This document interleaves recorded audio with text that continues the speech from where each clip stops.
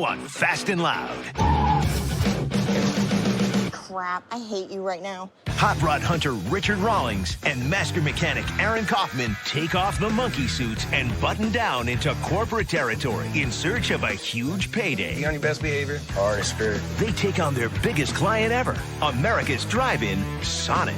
We can deliver it in a brown paper bag. But will Richard bite off more than he can chew? No deal. Deal's off. The search for a rare Camaro chomps away at Richard's deadline. Is this it? Is this one? And when the boss is away, Christie's time is toast. I better have bought that car. I swear to God, I'm quitting today. Then, as the big money job gets cooking, the monkeys are fried. Hey, we're not even close. Wow. And with the big build going sour, Richard stirs up a sweet deal That'd be the most expensive one I ever bought. and faces one tough mother of a negotiator. You see these two kids here? She's killing me. With time running out, will the monkeys find a recipe for success? Oh, no. Or will Richard's reputation be eaten alive? I didn't sleep very good last night. You want to know why? Stress. Great.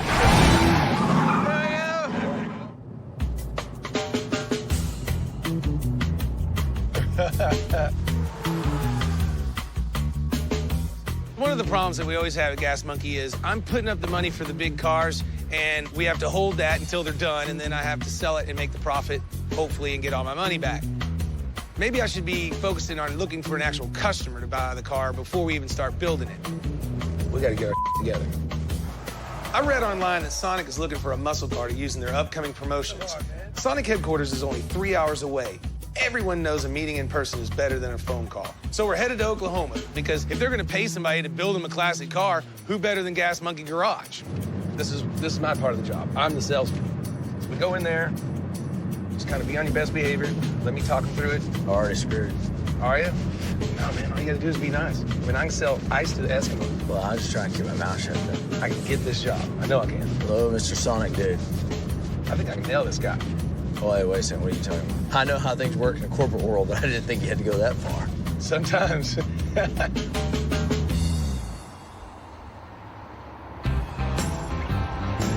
So Richard called, and he's leaving last minute to go try to score some big job in Oklahoma. So he sent me out here to look at this Cadillac that's up for auction.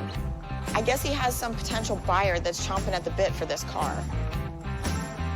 I have no idea where I am. It is horrible. I have no idea what I'm looking at, but here I am. Hi, how are you? Hey. I'm Christy with Hey, Gas Christy. Monkey. My name is Kyle Rosen. I'm with Rosen Systems. We are an industrial auction company, and Christy is here to check out a 1965 Cadillac that we have in an online auction tomorrow. Richard sent me over to look at the car. Okay. Yeah. An online auction is the same as a regular auction. You're bidding against other people. It's just online, not in person. Feel free to take a look at it and let me know if you have any questions. I'll probably have a lot. I have no idea what I'm looking at. So I'm super embarrassed. The guy was like, hey, do you have any questions? I'm like, I don't know. I might. I'm gonna have to call Richard and find out what questions I have. Hey, I'm here with this car. What exactly am I looking for? Well, one, we want to make sure it's a whole car. It is a whole car. We want to make sure that it doesn't have any rust issues. It looks like the paint is kind of bubbled up on the bottom under the door. Is that rust or is that just broken paint? Rust, probably. What about the interior? Is the dash all cracked up? No, the dash looks okay. The seats they're dry and kind of cracked. It's dirty. They say to run your guys. No, I didn't ask. Richard has 8 guys that work in the shop. And who does he send to inspect a car? This girl. I don't even know how to open the hood. Yeah, that's gonna be an issue. I don't know where the hood thing is. Is it open? No. Holy crap, I hate you right now. This is terrible. Richard had me raise the hood and look at a bunch of stuff under there. And what am I looking for? A compressor? An AC compressor. What does it look like? It'll probably be round and black. It's all black and everything is round. I have no idea what I'm looking at. All right, we're going to bid on it. We'll bid all the way up to 11 grand probably. So Richard's decided to bid on this car based on what I told him. Hopefully I'm not wrong, but he can't be mad if I was, because I don't have any idea what I'm looking at. Great. When Aaron and I found out that Sonic was looking for a muscle car, we jumped in the truck and we came right up here to Oklahoma. That's what I'm talking about. Valet, don't scratch it, son. I've always been intrigued with big business, and I want Gas Monkey to be that big. How come there aren't any corn dogs for door handles? If we can land some corporate clients like this, maybe one day I won't be sweating at flipping cars and hoping to make a killing. I'll be making a hefty profit and have a big office on the top floor. Hey, fellas. Yes, sir. Todd Smith, Chief Todd. Marketing Officer. Richard. My name is Todd Smith. I'm the Chief Marketing Officer for Sonic Drive-In. Chief Marketing Officer. That's CMO for you guys that don't really understand about the big business world. We found out that you guys are looking to do a promotional vehicle, maybe a hot rod of sorts, and I want the job. A couple of months ago, we decided that we wanted to find something new for our two guys to shoot commercials in. We had consumers online vote on what they thought would be the perfect car for Sonic. Turns out it's a 68 Camaro Super Sport convertible is what our customers have told us would be perfect, really perfect for Sonic. A 68 Camaro is a great choice for a corporate show car. The Super Sport was Chevy's answer to the Ford Mustang. The 68s were famous in the automobile world for gearheads always adding upgrades like bigger engines and race suspension. People still love modifying these muscle cars. We are America's favorite drive-in, and we want to do kind of a classic American muscle car. So I'm thinking I can find one of those cars on every street corner in America. It's not a problem. We're on such a tight deadline. Well, how tight is your time frame? We got 30 days, and that's a hard stop 30 days. 30 days is really not long to even find a car, much less to build a really cool car. What do you think? We can build it in 30. It's tight, but we can't do it. I mean, it's a real deadline. It's a hard and fast 30 days. I'm a little worried about the time frame, but I can't really let him know. The object is here to make him think I'm a little worried about the time frame so I can get the money up. Don't let it seem too easy. Well, let's talk budget. How much budget do you have? Well, how much could you do it for? I just go for worst case scenario. I mean, we got to find the car, we got to get all the parts, we got to build it. 200 grand? That was more around $100,000 for it. When he tells me that his budget is half that at 100 grand, I'm thinking, he's playing a gas monkey on me. I got to get him in the middle now. 30 days, maybe 150? I recognize that a custom car is going to be a little bit more than just going out and finding a car. And really, for me, it's worth the risk because it's going to be such a unique car. Tell you what, 150 sounds pretty good, but we'll do half up front. You hit the 30 days, we'll do the other half on the back. What if I miss the 30 days? Then you got yourself a Camaro. We can do that. Got yourself a build then. You got yourself Gas Monkey Garage. Awesome. Sure. Thank you. The corporate approach might not be quite as easy as I first thought, but look at where it puts us. I mean, corporate client, they're using the car for promotions. This is a big deal. It always makes you nervous when you're starting to work with someone new, which is kind of why we split the deal like we did. So we'll see if they can come through on what they promised. We got the job, and it's time to get back to Dallas and get after it. Whoa! That's what I'm talking about. Yeah. Look at that. See, I can sell anything. Boom. Maybe we ought to wait till we get in the truck to gloat. They may change their minds to see us out here. Hello? Hey, I'm not at a computer. Can you get on your computer and bid this Cadillac for me? So Richard's on his way back from Oklahoma, and he calls me in a tizzy. He's not in front of a computer like usual, and tells me that he wants me to log in and bid on the car that I went to see yesterday. I need you to bid on the car because it's going to end like right now. So get on the So I did all of that. He walked me through. I logged in as him, got ready to bid on the car. It is up to $9,200. I have to go up. It says that I have to go up. Just I'll pay up to 11 grand. So just put $11,110 on it. What? I put in the number he tells me. I bid on the car, and of course, by this time, it's like 30 seconds, literally, till the auction ends. It rejected it. Well, how the hell does that happen? Put in the bid again. Why? The auction's over. Okay, well, I did that, and it rejected it. You've got to be kidding me. So he goes ballistic and is super pissed off at me because the auction ended. If I don't buy that car, everybody's going to have hell to pay. So he proceeds to freak out and act like a fool and scream and yell like he always does. And I did what I was told. I don't know. It is not allowing me. 9,300 then. I did that. It won't let me put anything else in there. I better have bought that car, or I'm going to get it. Okay. And now I'm going to get off the phone and you find out who owns that car. Okay. I swear to God, I'm quitting today. Coming up on Fast and Loud, Richard shudders at the price of a tasty-looking Ford, That'd be the most expensive one I ever bought. while the hunt for the big build Camaro eats away at the clock. You're not going to find another one like this one. Is this it? Is this one?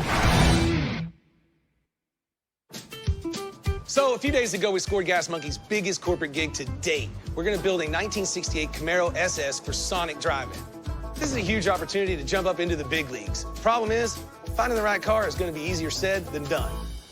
So while I've got everyone checking the internet, checking with all our contacts so we don't blow this deal, I still gotta keep money coming in. And that's when the Ford F-100 that's pulling in caught my eye. What's going on, sir? How you doing? Richard Rawlings. My name's Kevin Bowden. I'm from Center, Texas. I'm a landman in the oil and gas business, and I brought a '69 Ford F-100 here today. Let me take a look at it. Here it is. Huh, not bad. Little bit of rust down there. What motor's in it? 351 Windsor. Cool. Did you do the work yourself or buy it like this? Or No, I traded for it. some pigs and goats or what? Nah, I was thinking maybe my kid could, fix it up a little bit and let him drive it, but, that thing's way too terrible for a 12-year-old. Huh. I drove it around a little bit and decided that it was just way too high performance for me or my son. Too much power for a 12-year-old? I don't even know if that's possible. Does it run out and drive all right? Where'd you come from? Center, Texas, over by Louisiana. Oh, okay. Yes, it runs good. It's got all the right stuff to make a good hot rod. I think this is one I can just buy and probably sell as is. What do you want for this one? I think about $7,000. That'd be the most expensive one I ever bought. That's not gonna work. That's probably what it's really worth retail. I gotta buy it cheaper than that, clean it up, do a few things, and then hopefully get $700 or $7,500 for it. So I gotta get him down. Fact is, though, he drove it here. He's here to leave it. I usually pay about $4,500 for these. I couldn't do that low. About 65. How about $5,500 cash? You're here, and we'll get you a ride home. Cash? Yeah. Done. It took me all of about 7 or 8 minutes to get all my work done for the day. Excellent. Let's get you some cash and do some paperwork with Christy. But it's not Miller time yet. I still got to find me a Camaro.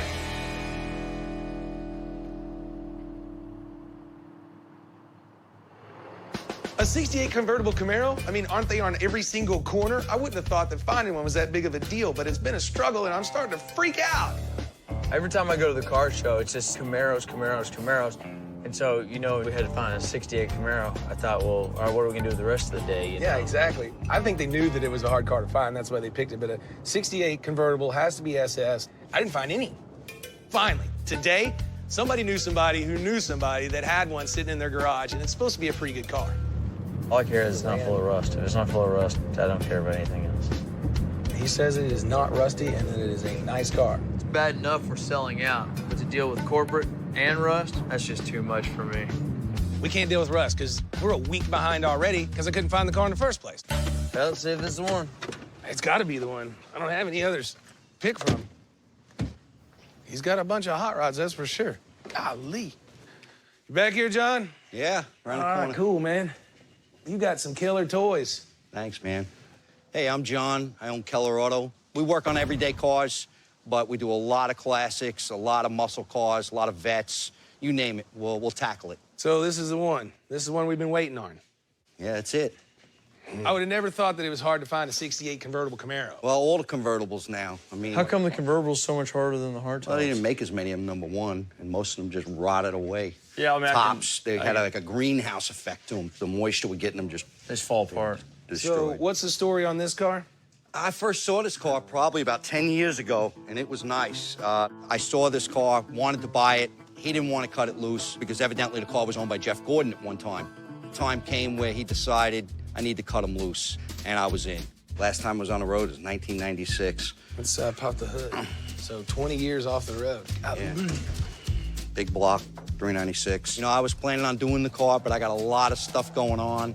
And if I can make it move away quick, make a little money, I'm down the road with it. So does it run and drive now? Oh, yeah, it actually fires up.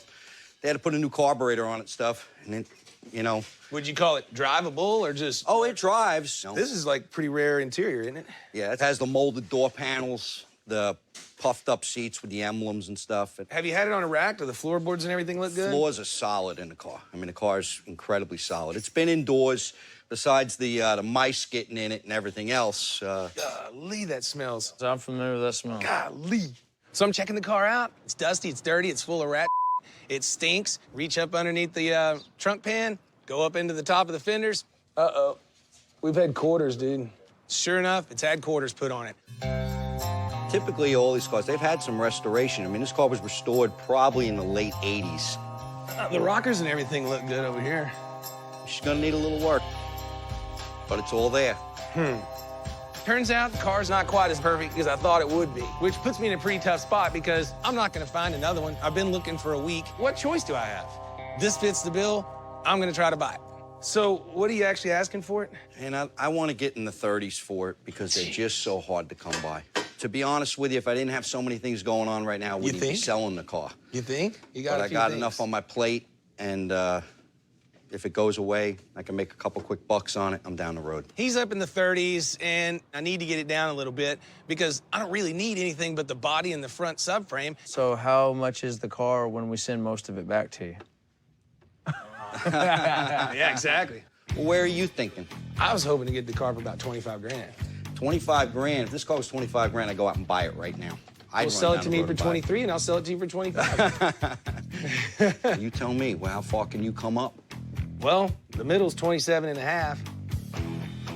Yeah, I got to get a pinch more than that. I'll tell you what, 28.5, car's yours. 28.5. 28.5's a number. That's it. It's a lot of car for that. You're not going to find another one like this one. Is this it? Is this one? We don't have any more time, and tell you the truth, I think it'll be fine. All right, we settled on 28.5. That's a good deal for this car. So there's 10, 20, and 8.5. All right, man. Hey, thank you, got sir. yourself a Camaro. Awesome. Good I luck needed with it. I'll be looking forward to seeing it. Let's get loaded and get back to the shop, man. All right. So there you go. Got the car bought. Now we just got to get it back to the shop because John's busy ordering all the parts. We've got front and rear suspensions and motors and transmission and everything in the world coming for it. We got to blow this thing apart, paint it, put it all together. You don't want to be late, so we're going to put on our roller skates, get back to Dallas, build this car. I'm really feeling a coney right now. Like a cone, like a hot dog coney thing? Yeah, chili on cheese. I think there's one of those drive-in places up the street where you press the little red button. 21 days for what should be a 60-day build? No pressure. Coming up on Fast and Loud, Who's riding with me? the monkeys get cooking on the 68 Camaro. But suddenly hit the brakes on Richard's tallest order. Sucks.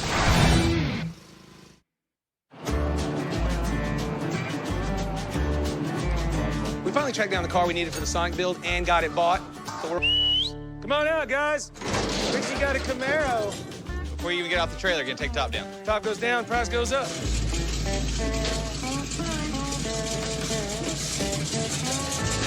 Perfect. Nice. Me and Aaron went up to Oklahoma to talk to the guys at Sonic because they're looking for a special car to use in their promotions. And we want Gas Monkey to build it for them. We found the car, we're ready to go. You know, one thing they've asked for is they really kind of want like a pro touring kind of feel. And so that's kind of what we're looking at is wide 18s in the front, the back. You know, obviously this rear engine's not going to handle the power. We're thinking put an LS3 in it. It's an automatic car, and since we don't know what's going to happen with it, where I'd love to put a T56 in it, I think we're just going to go back with an automatic. I think it's hard to lose, you know? Well, and we're a good spot in this car, too. We just recently did those two Firebirds, so this is damn near the same thing. This should go to better. We're ready for it. Yeah, this should be easy. The business guy I am, trying to get the monkeys into the corporate mentality, I decided to take them to Sonic for lunch. Who's riding with me?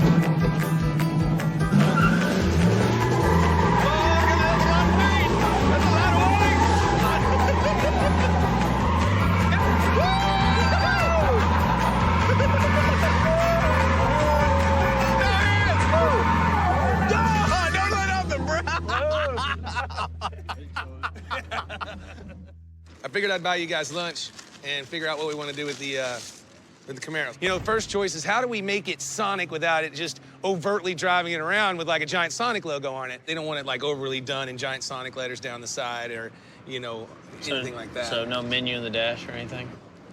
No, I don't think they want that. So as I'm sitting there thinking about what makes it Sonic without screaming Sonic and making it just this big...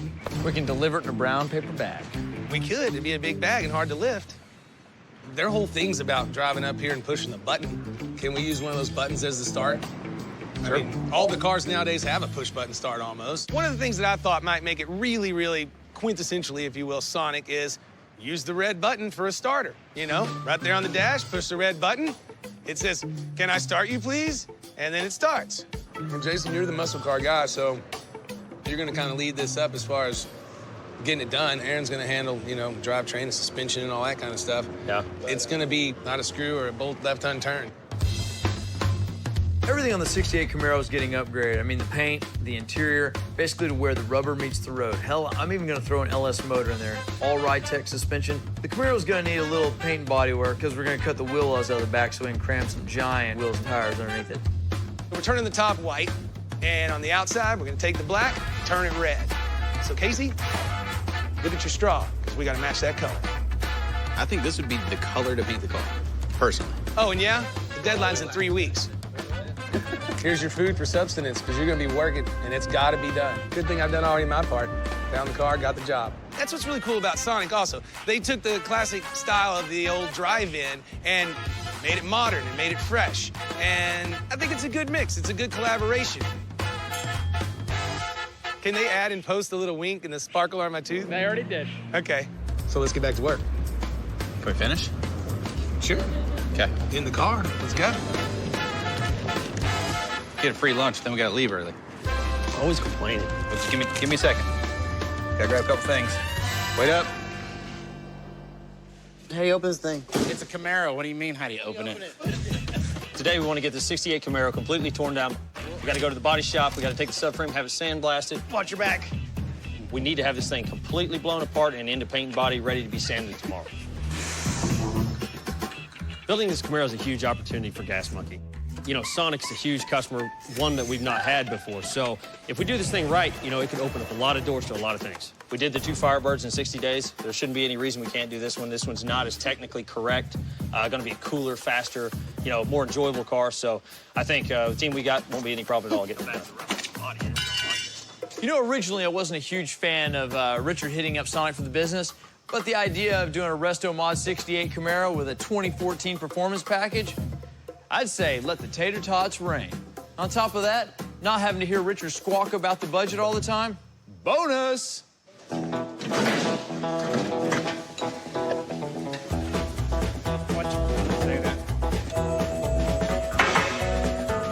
This feels so good.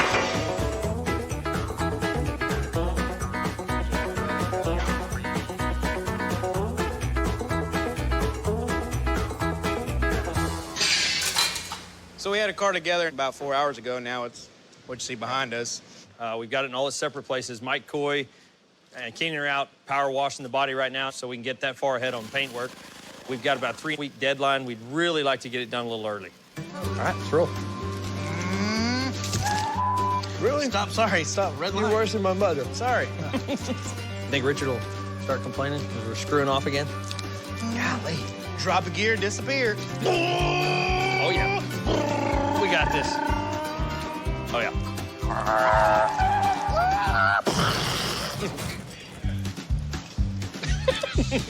You're like a turtle.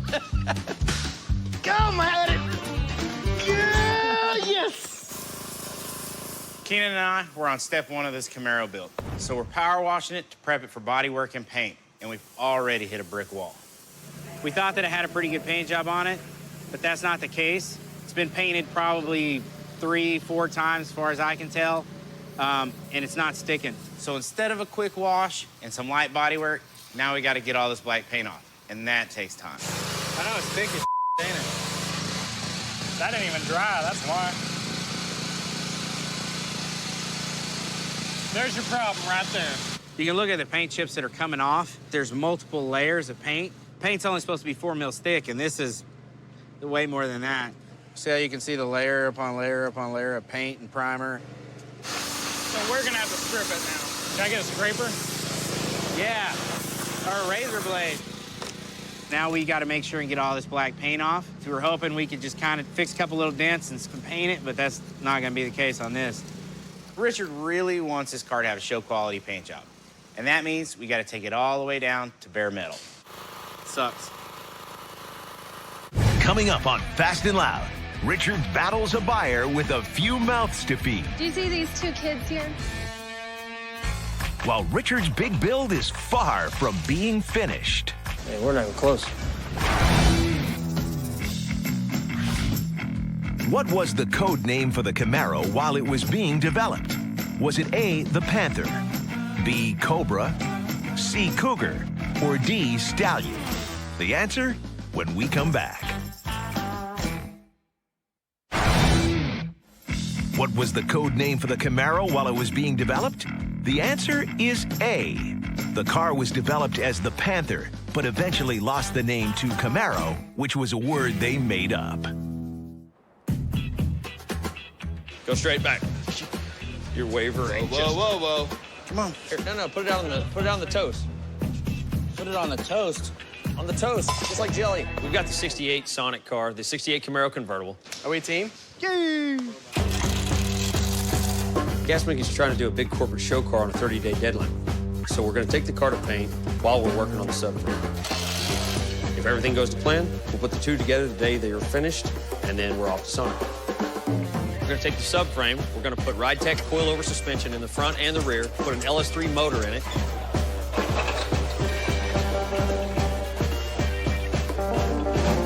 I can feel the power already. It's gonna rock and roll this car. And to that, we'll add a GM 4-speed overdrive factory transmission. This car's gonna make crazy power. Go down a little bit. Watch your toe. We good on that side? Okay. You're good right now. So the great thing about building the 68 Camaro, it's an incredibly popular car. So John's already acquired all the parts to mount the engine, even before Richard has purchased the car. How you looking on that gearbox? Snug. I'm gonna come forward some on mine. And go down. Everything should just bolt on and require very little modification. Down.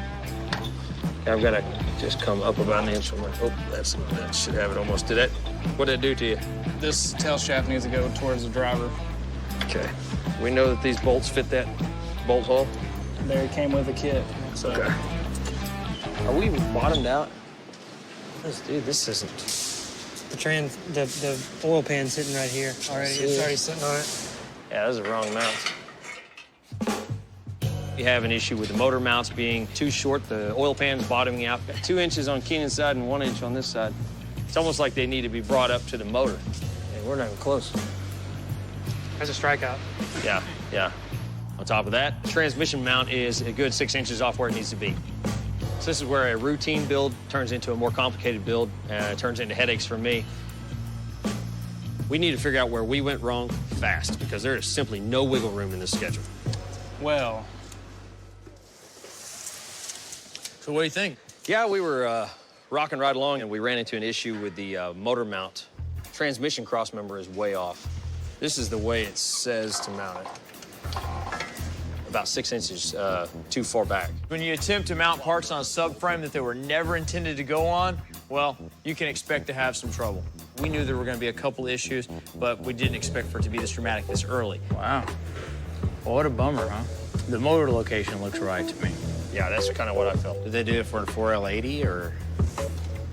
Very possible. T56, actually. That's what I think. That's exactly what it is. T56. The T56 is the case is longer. Yep. That's exactly what this is. So here's a lesson about looking before you leap whenever you're doing a resto mod. At the time I was ordering these parts, we were still searching for the car, and I had planned on using a manual transmission.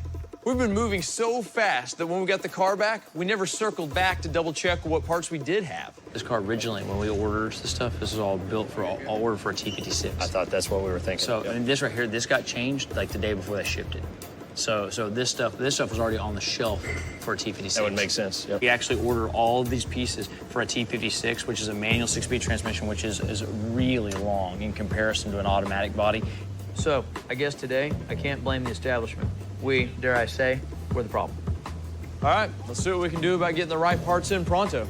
We can next day one, let's just do that. Okay, so what we're gonna do is we're gonna scrap the transmission, motor mounts, and the oil pan and actually get it from a company that puts it all together and says and knows that it'll work. We've only got 19 days left before the delivery deadline, but we really don't have any better options right now. Easy peasy. Thanks, John.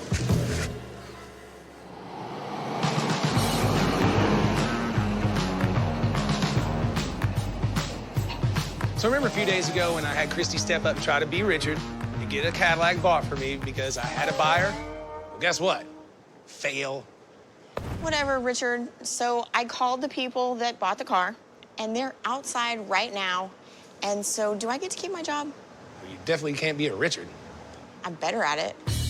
My name's Scott Malone. It's my wife, Kristen, our daughter, Marielle, and our son, Ethan. Scott, Richard Rawlings. Nice to meet you. Kristen. How you guys doing? I won this Cadillac at auction. Heard that Richard's interested in it, and thought it might be a good one to let go and make some money. Turns out Scott's a car guy just like me. Well, no one's really like me, but he's down in Houston trying to make a living out of flipping some cars. And he realized the value of the Cadillac and was able to get it. Why?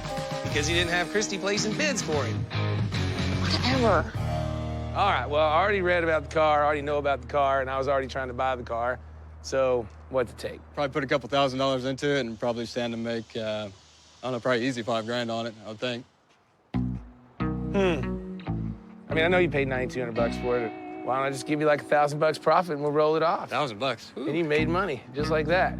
That's not really making money. Girls. The wife, nice lady. Do you see these two kids here? Yeah. They're gonna grow up and go to college. That's right, $1,000 doesn't get too far. And just kept going up on the price. I'm like, she's killing me. She's killing me. What's it gonna take? How about $3,000? 45. No. Golly. We could probably do a little better than that. How about $4,000 profit right now? Roll it off the trailer, we'll be done. Done deal. Cool. We can do that. Look at that, man. It. After a little haggling back and forth, I decided to give him $4,000 profit on the car, which puts me in the car at 13.2. $4,000, Christy. Great. Thanks, Richard. I'm still a little pissed off that I didn't get it in the first place, but it is fun to push the buttons every once in a while. But Christy, I love her. Couldn't do without her. At the end of the day, we got it. Cost us $4,000 more, but I think I can still advance it from there. What is that noise? I do think it's kind of cool that we won this auction, and what do you know? Gas Monkey buys the car. If it's this easy to do it, he can do it every day. Hey, it's smoking a little bit. Something's wrong with it. I think there's something wrong with it.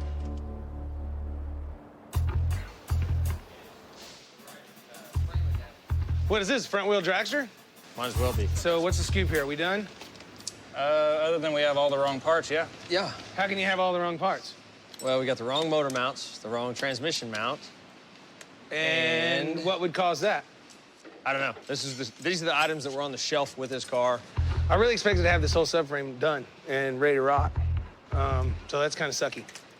So here's the deal. I expect to walk in and see the engine mounted to the subframe, and instead, I got all my guys sitting around staring at the instructions. This isn't good. And besides that, are they staring or reading? I don't want to lose any time on this. We're already behind. Now, there's no way I'm missing this deadline, but I am starting to think that this corporate stuff really isn't my cup of tea. This isn't exactly the easy money that I was counting on. In fact, I'm pretty stressed out, maybe more stressed out than usual, and you know that's bad. Coming up on Fast and Loud, as the clock tick-tocks on Richard's deadline, one monkey learns the brakes. Oh, no. While the pace of the build makes Richard car sick. Oh, I didn't sleep very good last night. You want to know why? Stress. So, Aaron, I'm always thinking about what we're going to do next and what's going to happen. And we were looking for that one owner, no rust, always been garaged, anything. Can't be 4 doors. Don't like 4 doors. But what we really want is that good story. Maybe Grandma had it or your Uncle Lou or what have you, but it's nice, it's rust-free, it's in the garage, and it's a 2-door. Give us a call, check us out. If you don't know how to get a hold of Gas Monkey by now, you probably should just change the channel anyways. So we hit a few bumps in this Camaro build. We had to strip all the original paint off, and for the last few days, we've been dealing with motor mount and transmission issues. So today, my job is to take these hopefully correct parts and get this build back on track. Directions. Needs that. So we're gonna put the old pan on and get the motor mount brackets, and hopefully we have a lot better luck today than yesterday. Why are the body guys the only ones working on the motor stuff? Maybe because they fire everybody else? I'm not sure how this is supposed to work. I know this ain't something I normally do, but I think today I'm gonna read the instructions. I don't need power tools. This is ridiculous. It shouldn't be a big deal.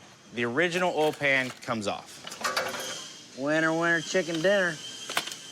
And change out this piping that a real mechanic would probably know the name of.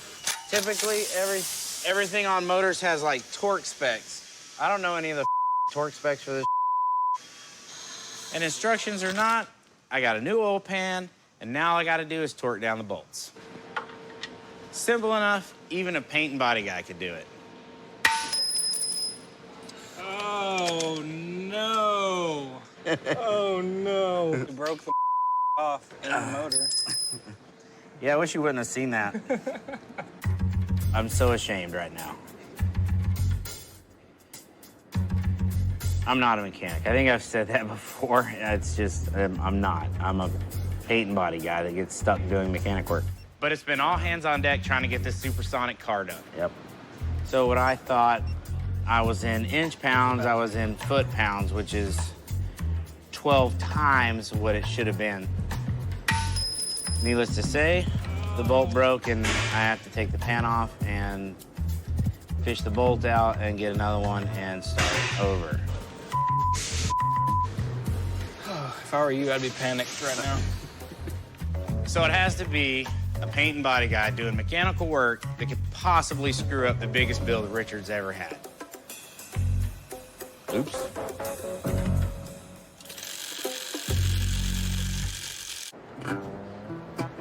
While Gas Monkey leaks money on the Camaro build, I found a way to make up for it.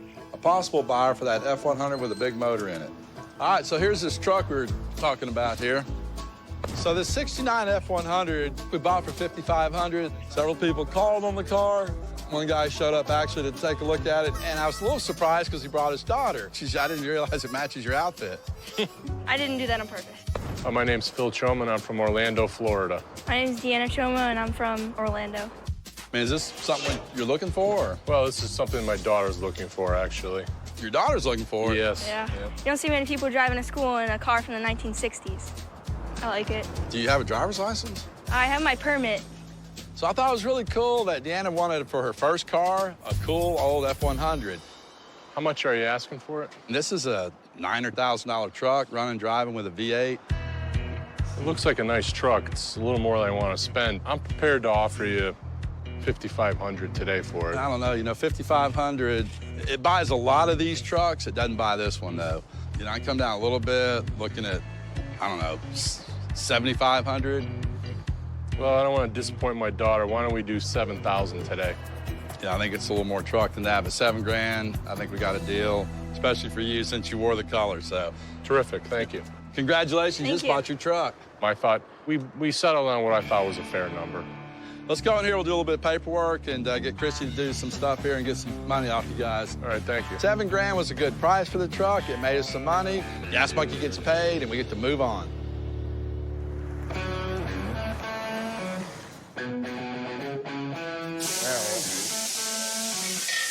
Okay, coming down really, really fast. Let's get this over with. The guys are finally ready to mount our crate motor into the subframe. Now that we have one complete cohesive kit. The oil pan fits better, the motor mounts fit better, the transmission fits better, everything's gonna fit better, which should make things go, well, a lot smoother. And that'll definitely make one person I know happy. Okay, so I didn't sleep very good last night. You wanna know why? Why is that? Stress. Do we finally have the right parts? Yes, we do. What am I looking at? This, in a matter of minutes, will be bolted down, finished. All we need to do is bolt it to the Camaro once it comes out of paint. Okay, so realistically, how far are we from getting the body into paint? By afternoon, after lunch, it'll be over there. We're just buttoning up a couple small things, then it's off to paint. So you think it'll go over there today? Yes. All right. It better be in paint today because I got no more time to lose, and this is the biggest deal that Gas Monkey's ever had. And this is the first time we ventured into something like this, and I don't want to blow it. All right, I'm out of here. And I don't want these guys blowing it for me. Sure sucks that the paint fell off. Yeah, I know. Hope Casey's paint doesn't fall off. While those guys have been messing around with their problems, we've had issues of our own. There was a lot more paint on this car than we expected, so it took Kiki and Mike a lot longer than we expected to get it off. So now we gotta blast through this body prep to make up some time. And this isn't a one-coat wonder. This has gotta look good. We've got our work cut out for us on this one.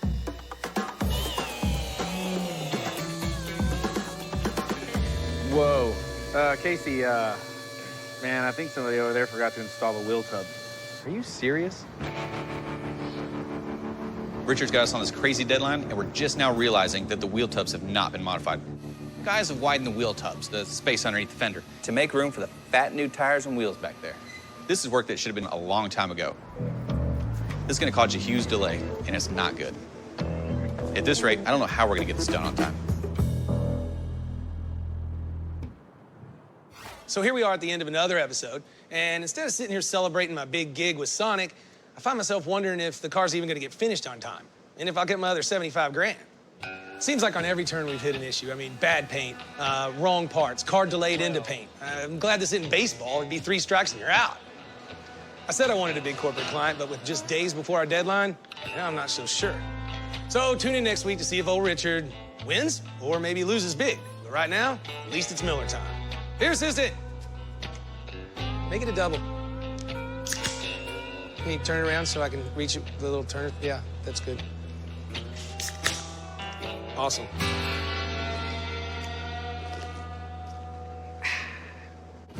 Next week, will Richard and Aaron rise to the occasion and become corporate material? And we're down to a week. I am behind.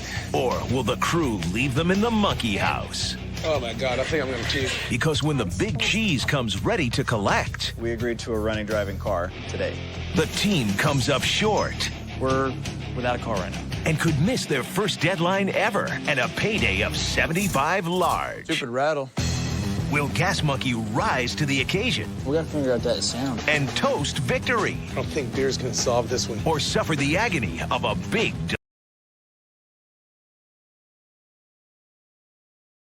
now on Fast and Loud. Hot rod hunter Richard Rawlings and master mechanic Aaron Kaufman each take on the most challenging mountain race in America, the Pikes Peak Hill Climb. The possibility of dying here is 100%. You absolutely could die. Don't go off the cliff. With Aaron heading for Colorado, Richard starts a race of his own, building a Chevy C10 to be the official pace car. We're gonna have some fun with it. Just don't kill me on it. It's the biggest test of Aaron's skills when his race machine meets the mountain. We had massive heating problems. Got a lot of issues. Holy cow, dude. Then Richard locks horns with one reluctant seller. This one's gotta be for sale. Oh, no, this is my baby. And Michael's first time out on a buy might just be his last. Wrong. With the garage's reputation on the line, no amount of blood, sweat, and beers will guarantee this truck will be at the starting line in time. I don't think we can make it. As long as I don't blow anything up and don't die, I'm having a good day.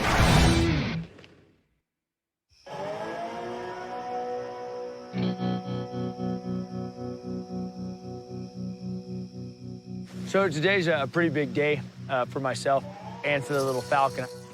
I'm up here in Colorado to find out if I can qualify to race in the Pikes Peak International Hill Climb. It's a road race that began over 90 years ago, where drivers race their cars up a crazy 12-mile mountain road to the 14,000-foot summit of Pikes Peak. I've been wanting to compete in it all my life, and I've been working hard to make it happen. A couple of months back, I bought the Falcon, and we built it into a race car. Now, I've come up here as a rookie to drive some test runs and see if I'm qualified for this year's hill climb. Okay, what we're gonna do this morning, we're gonna do a couple jackrabbit runs, get you used to the course. There's no official timing. You're not racing against anybody else. This is kind of a learning session for the 2 rookies, and you guys that are seasoned up here, give you a good chance to get your cars sorted out. Aaron and Derek are the 2 rookies. Neither one of them have any experience up here. And when I line them up to send them up, they're gonna go last. That's it. Should be a beautiful morning. I mean, full moon and the sun's gonna be coming up here in a few minutes. You got a great race course. I came up last night and I think it's gonna be fast and it's gonna be a lot of fun. If you don't have any questions, 5:15, I'm planning on going green, so get ready. Thank you. Yeah, no worries. So I'm about to go drive up to the summit. I've never been to the summit. I've definitely never driven a car there. My concern is that I make a mistake and that costs me my life for a bunch of money. The other concern that I have is that the Falcon is just really not prepared for it. I didn't take into account the 3 runs. We may not have enough fuel. And so I'm worried that I'm woefully inadequate in many arenas. So, see if we can keep it together.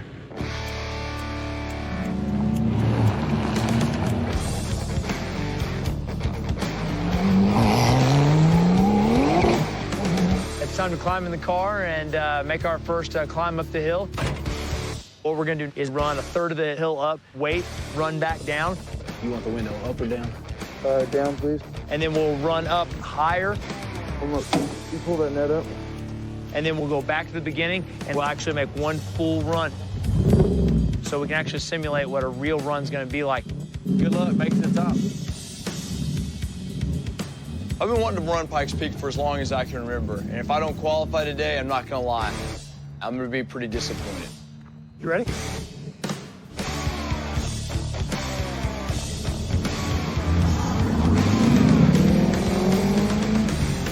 You know, the possibility of dying here is 100%. Right now, we need to prove that we can go to the top safely.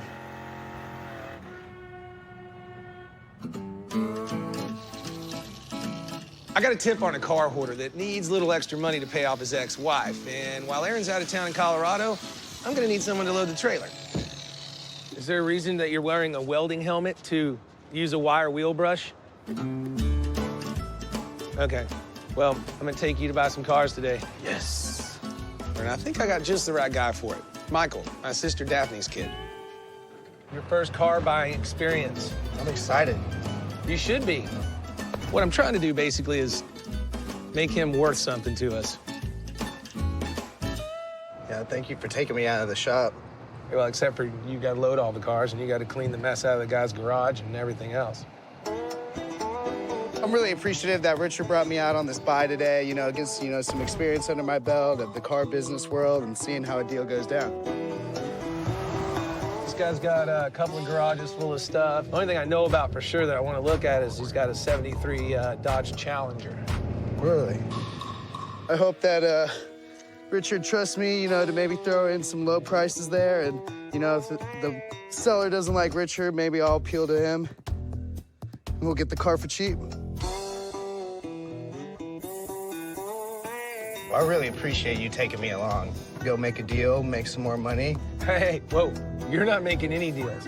You're just a silent observer until it's time to load. Just be quiet, let me do the car deal, sit back, observe, don't embarrass me. How'd I get stuck doing this with you? I'm your nephew. Let's just leave it at sister's son. I'm your favorite. Let's leave it at sister's son.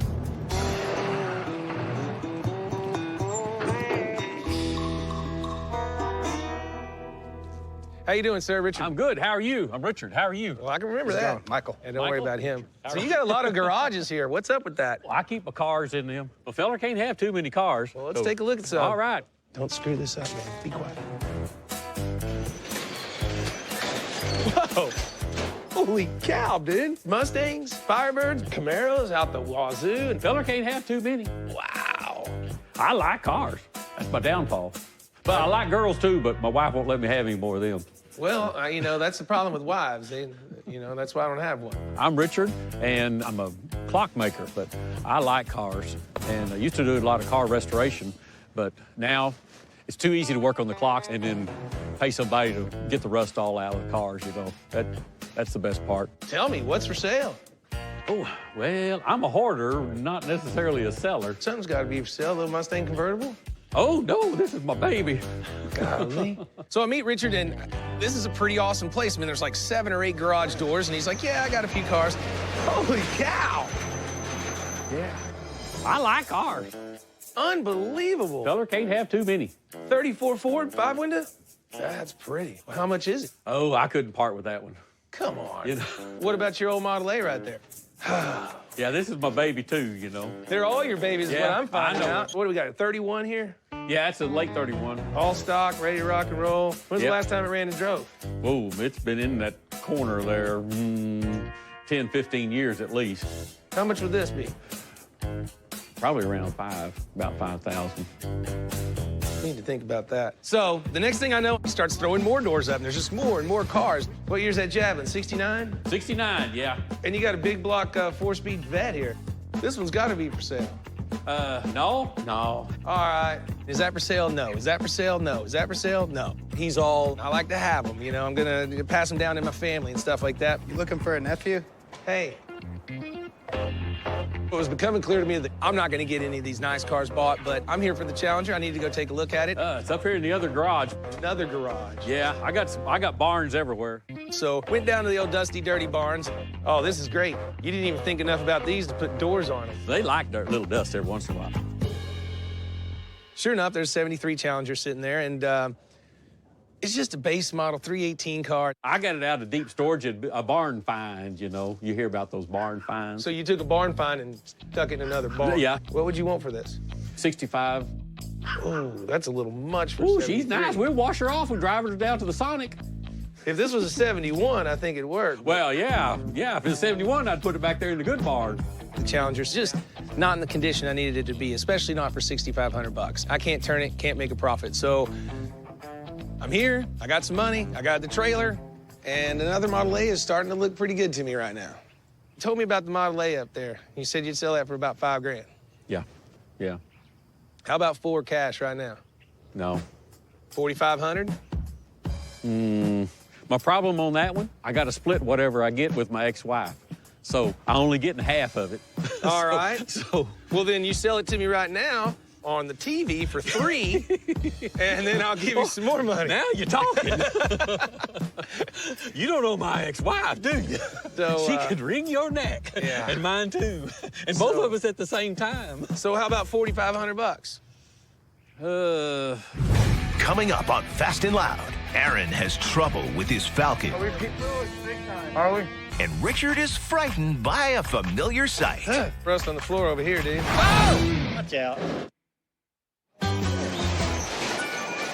Holy cow! So I'm out here at this guy's place, and I'm trying to buy some cars. And so far, I've seen a lot of garages full of really, really cool cars, none of which he wants to sell. But I'm hoping I can change his mind on this Model A because I like it. You told me about the Model A up there. You said you'd sell that for about $5 grand. Yeah. So how about $4,500? I got it. Army somewhere. Oh, that's what I like to see. That's my favorite stuff. It's my favorite stuff. Let's go ahead. You can take it. Cool. You can take it. I appreciate Awesome. it. And now you got to do some work. Yeah. All right. I Get will you dig up paid. the title. I brought Michael along because if I get a car bought, he's got to do the work. And this is where I get to relax and see if he's worth his weight in anything. All right. He kind of rolled a few things out of the way, but he didn't know how to load the trailer. No, that way. I mean, even simple things like, hey, look at me when I'm telling you which direction to turn the wheel. Hey, look at me. What are you looking at the ground for, man? I'm the one, like, with the button. Wrong. I guess I gotta show you everything, don't I? But we got the car loaded, we got the gentleman paid, and now it's time to get out of here. And so their dear little nephew, that's how it's done. You didn't do a whole lot of work, though. No, I moved some stuff. I helped you get it on the trailer and everything. You're having even a hard time on your stupid swing. Let's get out of here. No. I'm stuck.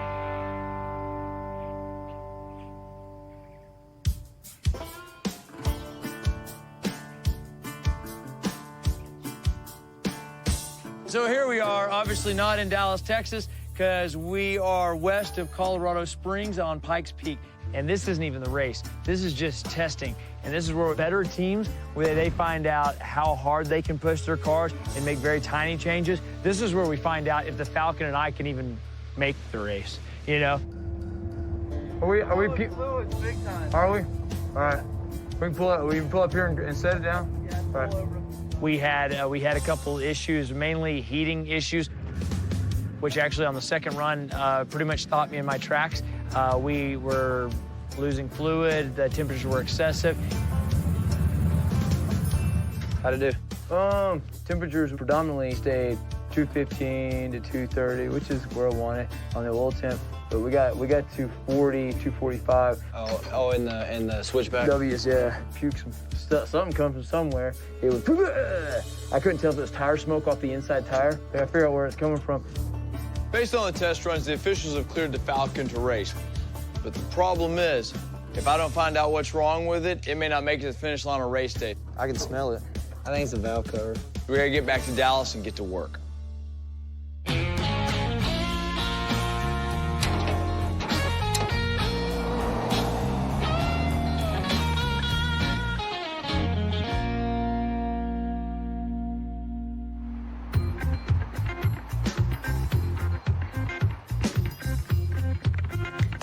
How was the race, man? Or trial, I guess. You know, I learned more in 3 hours about myself and the car than I have in the previous 3 months. But the cool news is that they were happy that I didn't kill myself, wreck anyone else, or destroy the car. And so they said I'm in. They said I can come race. What's like a respectable time for, like, you know, not ever doing it and stuff? Generally regarded, anything under 13 minutes is quick. Anything under 13. All right, so cool, man. So when's the race? I guess about 3 weeks. But the other thing is that I found out while I was up there is that they don't have a pace vehicle yet. I kind of threw our hat in the ring and said that I thought we're capable of providing a pace vehicle, and that, granted, it's a ton of work, though. So that could be pretty cool. What are you thinking about building? I thought, what if we bring a pickup truck? Not to mention, I mean, it's like, we're all truck guys here. And on top of that, I thought we brought one that was a bit more characteristic of our style, a bit more beat down and just real mean. Just basically build, instead of appearance-based, a performance-based truck. But we only have a few weeks to do it. Mm-hmm. I mean, whatever's clever. Who gets to drive it? Do what? Who gets to drive it? Well, I'm competing, so it leaves you. Yep. Best case scenario, Gas Monkey gets the marketing. Worst case scenario, Gas Monkey gets dead. Cool, I'm in. I'm gonna go look for a truck. Cool. Well, I didn't have to look far, because I got a hot rod buddy just outside of Dallas, and I've gotten a lot of cool stuff from him before. So I just grabbed Aaron, jumped in the truck, headed over to Rick's. So remember Rick? He's got Rick's rods or whatever over Mesquite. Well, we got the Austin's car there. Pontiac? Yeah, that Bonneville. Yeah. He had like a Batmobile made out of a Astro Bat Monkey. A bad monkey. Here we are. That's cool. Good to see you, brother. Man, you're stocked up. Y'all made it. Thanks. Good to see you, bro. You all right? Yeah. My name's Rick. I've had this hot rod shop here for about 15 years on this street. You know, I've got a lot of inventory, a lot of projects, unfinished stuff, some finished things. Where'd you get this? I think I used to own it. You might have on this. You 100% did. Well, I guarantee you got it from a guy who got it from a guy who got it from a guy That other who got guy? it from me. They got it from that other guy. What do you got that I can buy that I can make something out of? Come on, let me man? show you. Got to go to the graveyard first. Yeah, we got to go out here on death row. Oh, come on. Yeah, it's death row. How about that Ranger? It's XLT right there. There it is. That's a pretty sweet XLT Ford Ranger. No, I think you got the right idea here. If you let this sit here for about another 20 years, it'll be in. Maybe. It'll be in. You know, the Ranger caught my eye, but I didn't think that I could hook Richard on it, so we're gonna have to move on to the C10. 65 short bed C10. It looked clean. That's original paint. Nothing to hide there, brother. A little bit of rust in the floor. Well, that, you know the motto. There's no extra. Body looks good, though. The 1965 C10 was Chevy's utility pickup truck. The C stood for conventional, and the 10 meant it was a half-ton model. When it comes to styling, well, it's got the cool classic look that all truck guys go for. And back at the shop, I think everyone would dig working on a Chevy this time around. Go up there and look at that front bumper. It's got a tree growing through it. Got a tree growing through the bumper. They've been sitting somewhere for a while. I'm surprised they cut the tree off as clean as they did and didn't get the grill. Watch out. Well, it does seem to be short some hood hinges. It's missing a little something there, Rick. Yeah, well. No motor, no trans. That's maybe got to make it cheaper, right? What? Might have been original paint. Not much left of it. It's a pretty cool truck, and it's got a lot of options on it for a pickup truck. A little bit more rust on the floor over here, dude. But, I mean, it looks great. The bed looks good. I like all the checking on the original paint. I do like the truck. It is a good C10. What do you want for this thing? $29. $29? Now you're talking about buying the Ranger again. Hey, if that Ranger's 29 bucks, I'll take it. Let's stay focused here. That poor Ranger is just a mess. Well, we've done a bunch of Ford short beds, but we haven't really done a Chevy yet, have we? Bro, no, and definitely not this year. I think it's a righteous truck. I think it's great. How about $2 grand? No, I can't do that, Rich. Well, here's the deal. That way we can just be done. A quarter buys it. 2,500 bucks. Clear Texas title, buddy. Will the tires hold enough air to yes, load sir. it? They sure will. I don't think that even matters. The winch doesn't care. Yeah, well, all right, man, that's a deal. 2,500 bucks. Good deal. So I got the C10 truck bought, and I'm pretty excited about it. And so is Aaron. I mean, he's already tossing around quite a few cool ideas on it. All the guys at the shop, Richard included, we're all truck guys. And so we're never slow to want to build a truck. And I really think this C10 could be a very cool and fast Gas Monkey-style pace car for Pikes Peak. Basically, we want to make this one go, turn, stop, basically haul ass, and that's kind of the whole thing it's going to do. Got it bought, it's on a trailer. That's about 1% of the work, but yeah. Work. Yeah, but my part's done. Cool. Well, you still got some check writing to do. There you go, 2,500, my man. That works for me. Great. See you later. Great deal. Yes, sir. One more time. Yes, Okay, sir. bro. We'll see you.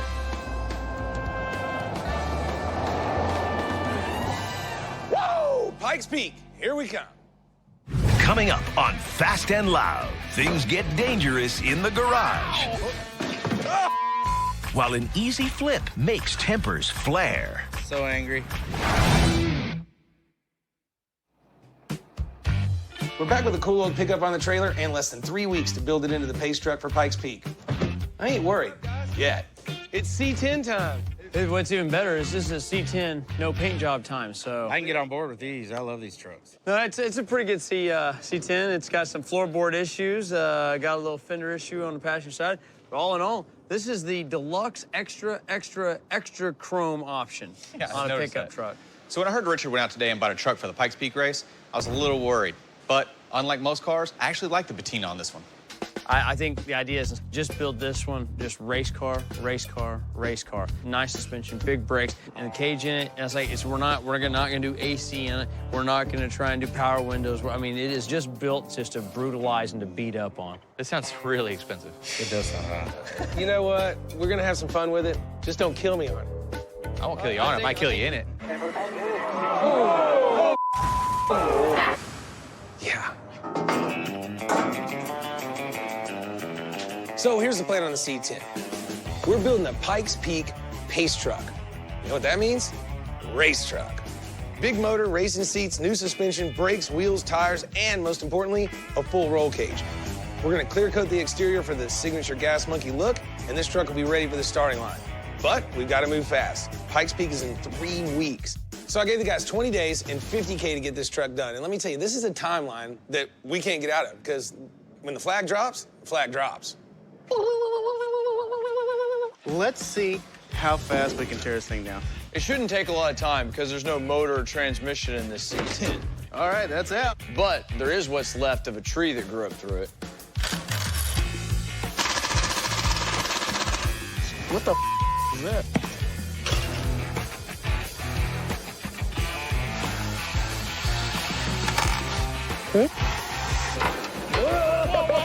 Hurt me right here. This truck bed has the original 1965 wood slats in it, or what's left of them.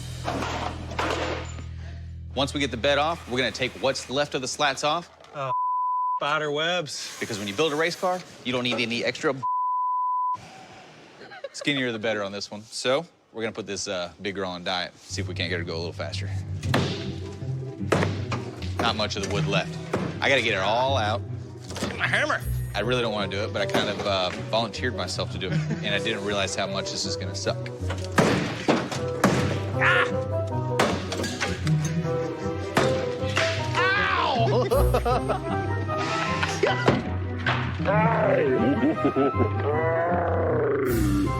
I'm just trying to get the wood out, Dustin. Sorry.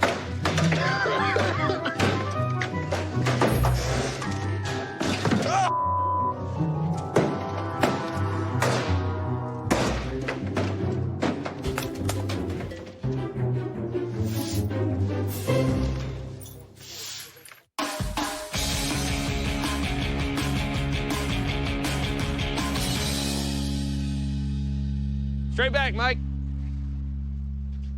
Come on. We went over a little bit. Keep it straight. Can you see me? Other way, other way. Okay. Thought you meant my other left. So Richard and his nephew went out and bought this 31 Model A. He's got a thing for these cars, so he asked me to get it running. As soon as I get you rolling, check those brakes and see if they work. I've still got you hooked to the winch. Brakes not work? I didn't touch the brakes. What'd I say? When you start rolling down a hill, check the brakes. Oh. You're good. Model A's aren't really my strong point, so I'm gonna get a couple of the guys in here to kind of assist me. Don't run? Yeah, not so far, but we don't know what's going on with the battery or ignition or, we don't even know if it has any fuel in it. His idea was to put a fuel cap on top of the car. Henry Ford? He had some pretty good ideas. The car was a pretty good idea. You ever try to put fuel on a horse? You try putting gas in that hole in the back of that horse, and it just comes right back at you. All right, we have a battery. Well, we have gas. Perfect. Why don't you see if we have some fire?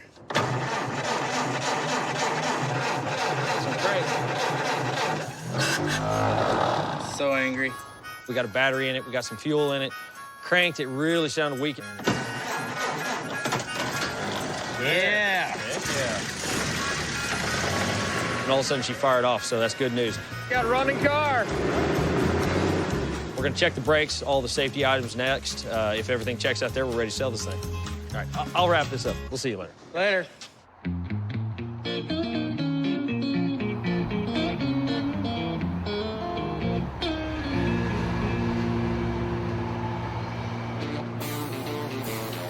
Go.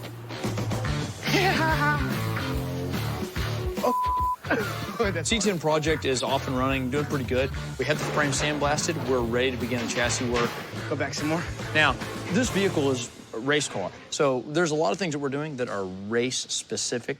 First of all, we want to increase the torsional rigidity of the truck. And when I say that, what I'm talking about is the twisting factors. Whenever the engine turns and we plant a tire, it wants to turn the truck. So what we're trying to do is try and tighten that up and try to keep as much rubber on the ground. Remember, Pikes Peak has 156 corners, and I don't want the truck to roll over on any of them. On our C10 race truck, Pikes Peak pace car vehicle right now, what we've got is we've got a portable crossmember. Its largest function, besides locating the rear trailing arms, is to stiffen the chassis and make things as rigid as possible. Off the drill back here, it's about it. Other than that, it all bolts right in.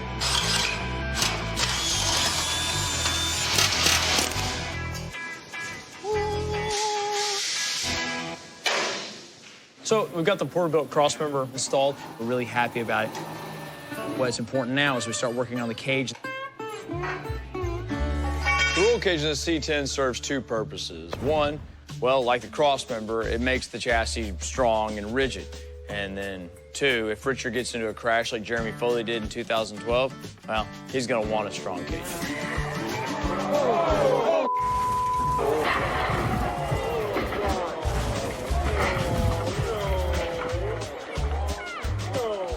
And first thing you're gonna see us do is add what are the Nerf bars, essentially, and they'll connect such a narrow frame with the perimeter of the body so that we get a little bit of impact protection, and the fact is we can run the cage out that much wider. And it'll give us a protection from cab intrusion, not to mention a little bit wider base to attach the rest of our cage to. We're actually building a cage, or as people say it, laying down pipe. You want a really good fitment on everything, so that's what I'm doing right now. I'm trying to make a very precise fitment on everything.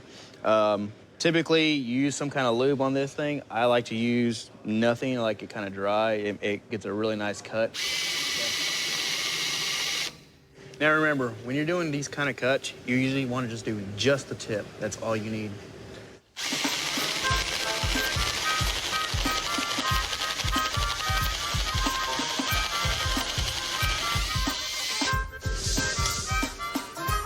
All right, now I got it cut.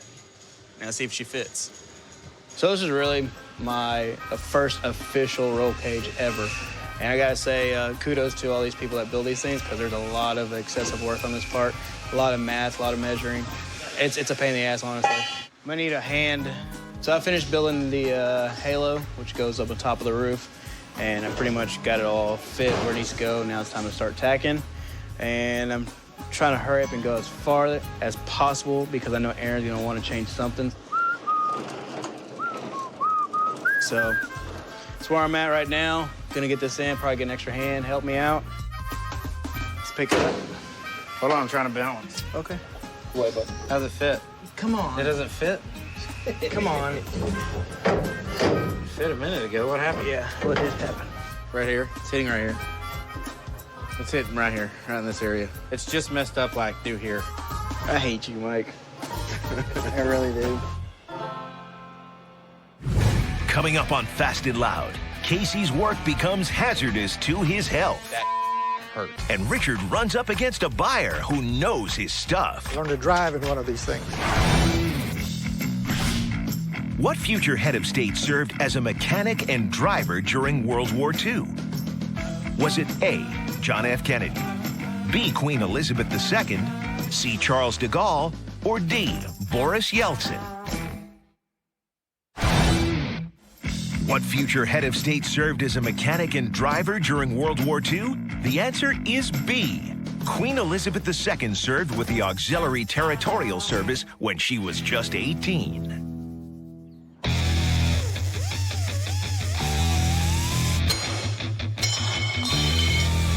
Major milestone in the C10 pace vehicle today. The roll cage is done and it's ready for casing.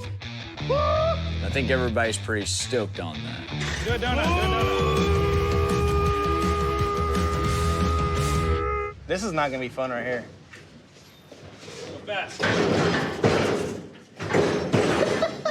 Remember, this truck had a tree growing up through it before Richard bought it. So the way we see it is, this 65 earned all of its rust and patina.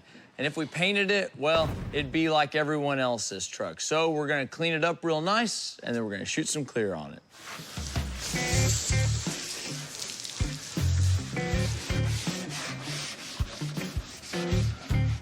So in every car, when we start sanding, you never know what colors are underneath it you're gonna break through too. This one actually had a lot of more red in it than I thought it was going to, which is kind of cool.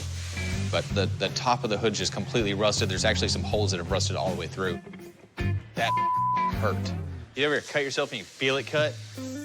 This one's a little farther gone than we usually clear over, but in the same aspect, we wouldn't want to take the time to actually do the bodywork and paint on this one either. Too time consuming. I'm a Instagram.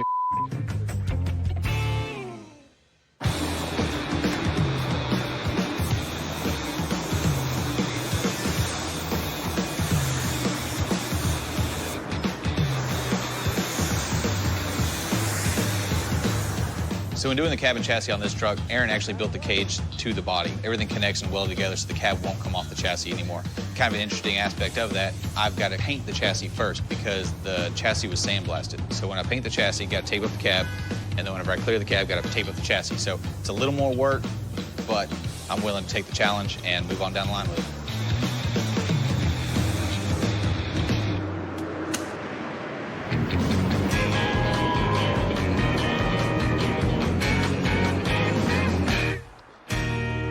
...1931 Model A, two-door sedan. So the 1931 Model A that I bought for $4,500, we're not gonna do anything to this one. It's a good-looking, clean, nice weekend parade car. Don't need to make a hot rod out of it, don't need to restore it. This is one that we're in cheap, we got it running and driving, just sell it and make the money. I have had a bunch of these. I've wanted one a number of years. My name's Don Hudson. I'm from Allen, Texas, which is a suburb of Dallas, and I'm a real estate broker. So I met the buyer, Don, when he came in, and seems like a nice enough guy. I learned to drive in one of these things. You learned to drive on one of these, huh? Yeah, my grandfather had one. That is cool. Yep, that's basically how I learned to drive at the age of 13 in a Model A. So I thought it'd be nice to go back a little bit in time and something that down the road, maybe the grandkids would want to learn how to drive. Pretty neat. So now one of the things I hate when I'm trying to buy something, sentimental value, is one of the things I love when I'm trying to sell something. I know my Model A market. I think this is a $10-ish thousand car, but I got it way cheaper than I should have. So sky's the limit. What can I get him for? Now keep in mind, I have actually sold one of these for $85,000 before. Wow. So I'm pricing this one to you pretty good. I think this one easily worth around 11 grand. 11. Well, you know, I've looked at these cars for a long time. I know what the value is. Richard started where I thought was a little high. How about 8? I guess my little negotiation tactic right there didn't work real Yeah, well. I watched your program. Comes in at 8. I'm like, I'm making money already. That's what I'm thinking. But let's try to get him on up a little bit from there. I can't go that low. I mean, it's a good car, and I'd just be giving away money. So I can come down to 10. I'm still doing all right there. And you're standing here. You ready to buy today, right? Yeah, cash. All right. 89. That's such a weird number. Why wouldn't you just go to 9 grand? Just a little different. Just feels mentally different to be in the 8,000 category. Yeah. 8,900 bucks. I hate to go that low, but I am making profit there, and you're standing here, and I've got a tried and true rule of there's a guy in front of me with the money, and they want to buy it, and you're making profit, sell it. So you own it, sir. Thank you, sir. Right Appreciate on. it. No, I appreciate it. Let's get inside and do a little paperwork with Christy and count my cash. $8,900 is what we settle on, and that is perfect considering I paid $4,500. Whoa! Gas Monkey makes $4,400. Didn't hardly even have to touch it. It was right in my own backyard. If I could do that every day, life would be great. Yeah, it's Miller time. We went up to Pikes Peak for 2 reasons. One, to find out how the equipment was going to handle it. And the second part, well, to find out if I can handle it.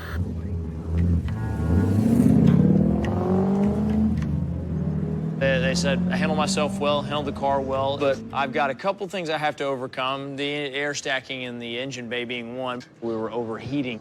I can smell it. I think it's a valve cover. So I've made some changes to the hood, and hopefully they're enough. Air stacking is simply the fact that we're shoving all this air in through the radiator, right? Doesn't have anywhere to go. And I couldn't get the air out the engine bay fast enough. And so when we came back, I decided I need to have holes in the hood. So I thought this was a simple way to try and get the air out of the engine bay. Basically, ran a hole saw in the top of the hood, set these things down on top of it, drilled the small holes, riveted them on, and it looks fine. And if it gets the air out of the engine bay, then this is a home run. I could be wrong, and if I'm wrong, it'll cost me a lot. But there's no time to stop and think about it because the race is just days away. The scary part is that this isn't enough, and I'm gonna get to Pikes Peak, and I'm just gonna have a series of failures. Coming up on Fast and Loud, the monkeys gang up on Richard. When's the last time you drove it? Silence, both of you. And later, Richard rains on everyone's Pikes Peak parade. I don't think we can make it. What I'm doing is making a template for the gauges. Don't want to make the hole as big as the outer face, or it'll fall right through it. Darn it. That's what I need to do. Explain to me how we're going to get a correct circle. I need the back, not the front. There it is, right there. For some reason, he can't find the size circle that he needs. I'm looking for a circle this big, so if you see one, let me know. Jason needs it. Moron in the box.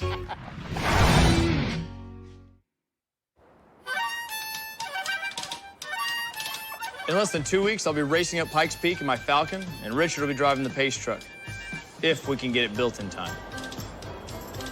Today, we got the C10 back from Casey, and the surprising thing is it has a ton of color on it, which we're very happy about.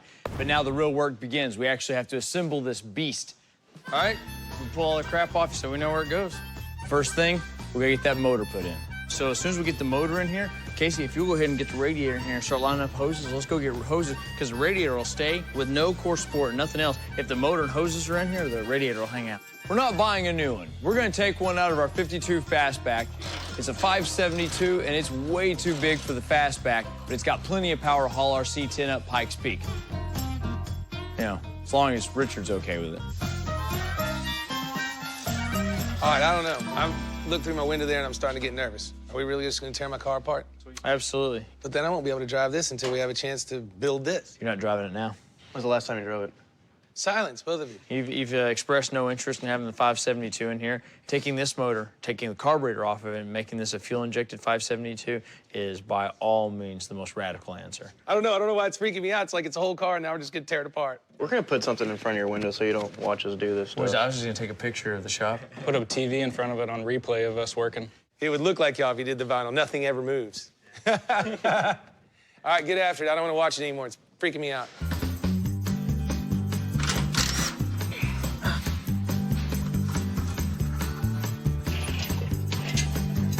Ready to do this? Ready to do this? Ready to do this? That's a big-ass motor. You think it weighs half a ton? We'll know if it rips it. A little more. All right, where are we going with it? Anywhere. So my duties on this truck were pretty minimal. All I had to do was clear it, which doesn't take a whole lot of time. So I'm over here today helping the guys put the motor and transmission in. You ready? It's only 150 pounds. It's not that bad. We didn't change anything, so it should go right back together. I just put all the clutch together on this thing. It's fresh on my mind. I have the same transmission in my truck, so I was a man for the job on this one. It was fresh, ready to go in. We're done. Time to put it in now, so let's put it in and see how it goes. All right. Is that high enough? This is a Crate 572. It's pretty cool. It makes over 600 horsepower on pump gas, and it's just a Crate street motor, which is really neat. So we expect extreme reliability out of it. Bring her down. Well, And the neat thing is also we're gonna take the carburetor off, put fuel injection on. But it's not that there's a big issue with the size of the motor other than just figuring out where everything goes. Okay, come on. Whoa! It's not so big that we have to re-engineer the world. We've just got to figure out where to place things. Okay.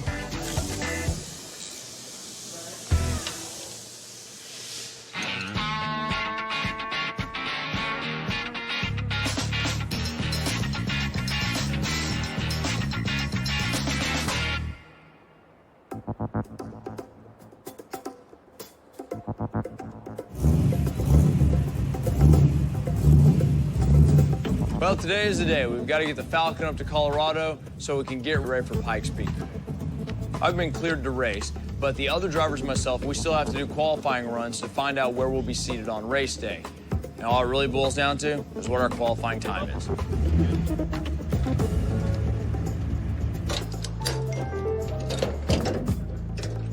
I hate leaving the garage before the C10's done. I'm really hoping the guys will be okay to finish it without me before the deadline. I left them a pretty detailed list of what needs to be done, so there shouldn't be much question about it. All they need to do is hump it.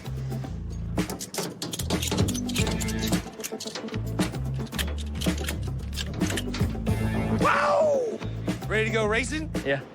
Well, you heard it here, folks. AK's on his way to Colorado, and on the outside, I'm trying to show that I'm happy, but on the inside, I'm kind of dying. Good luck. Don't go off the cliff. I will try not to. Just remember, you're heavily insured if you do. Well, enjoy it.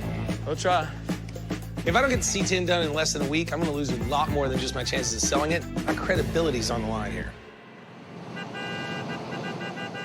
So while Aaron drives off in the wild blue yonder, it's time for me to get a little heart-to-heart with my team and tell them exactly where things stand.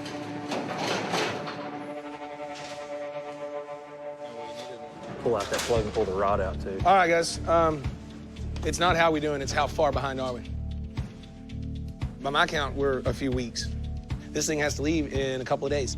The situation is this, it's dire straits. We're behind, and I don't think we can make it because I know what our capabilities are, and we're kind of screwed here. So it's and elbows. It's up to y'all if y'all want to go this race or not. If y'all get it done, we'll go, and if not, we'll pull the plug and back out gracefully, and that's the way it'll be. So I'm not really pissed off, I'm kind of just disappointed.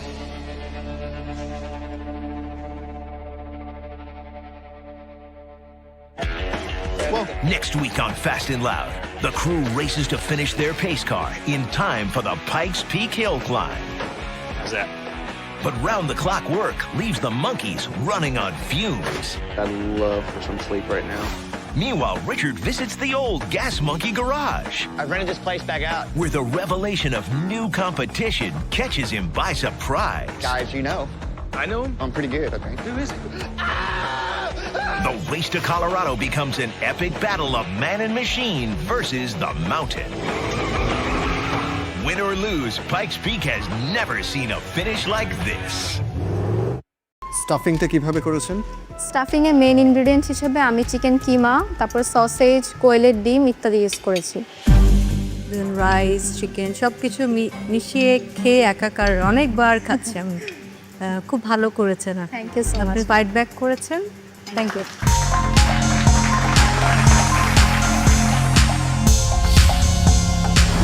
Chicken stuff করেছি সলবেক্টে, আর হচ্ছে saute vegetable, herb rice করেছি, সাথে mushroom sauce.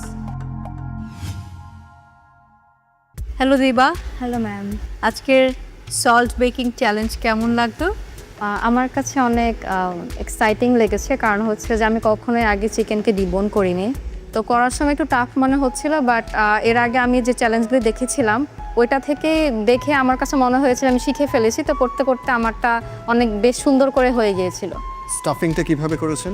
Stuffing এর main ingredient হিসেবে আমি chicken কিমা, তারপর sausage, কোয়েলের ডিম ইত্যাদি ইউজ করেছি।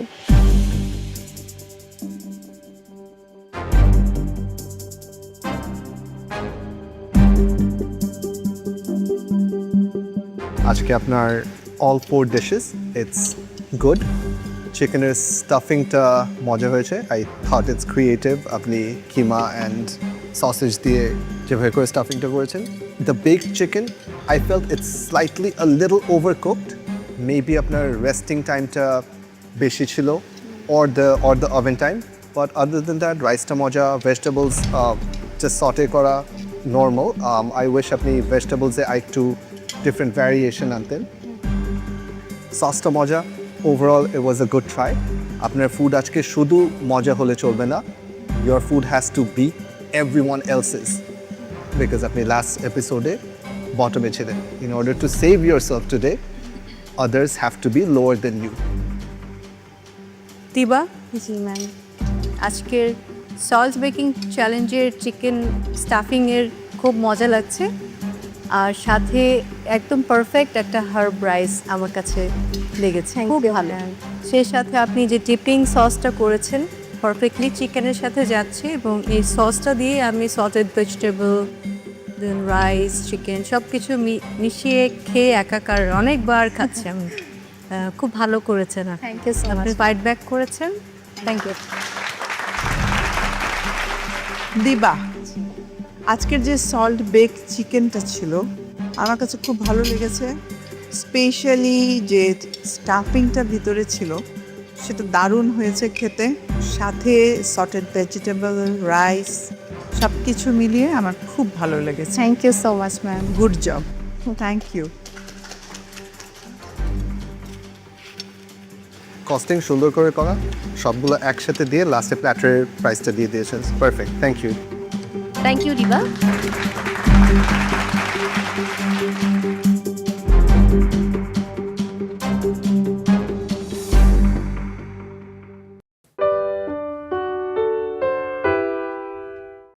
আপনি বিফ দিয়েছেন চিকেন দিয়েছেন একসাথে অনেকগুলো প্রোটিন সাথে আবার অনেকগুলো ভেজিটেবল বানিয়েছেন দারুণ কিন্তু গেস করেছেন অনেক কম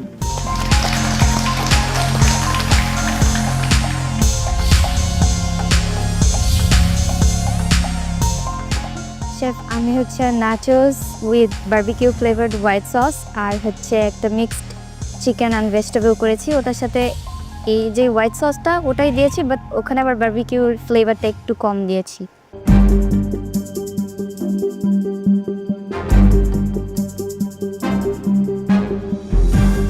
নসীন আপনি আজকে কতগুলো ইনগ্রিডিয়েন্টস গেস করেছিলেন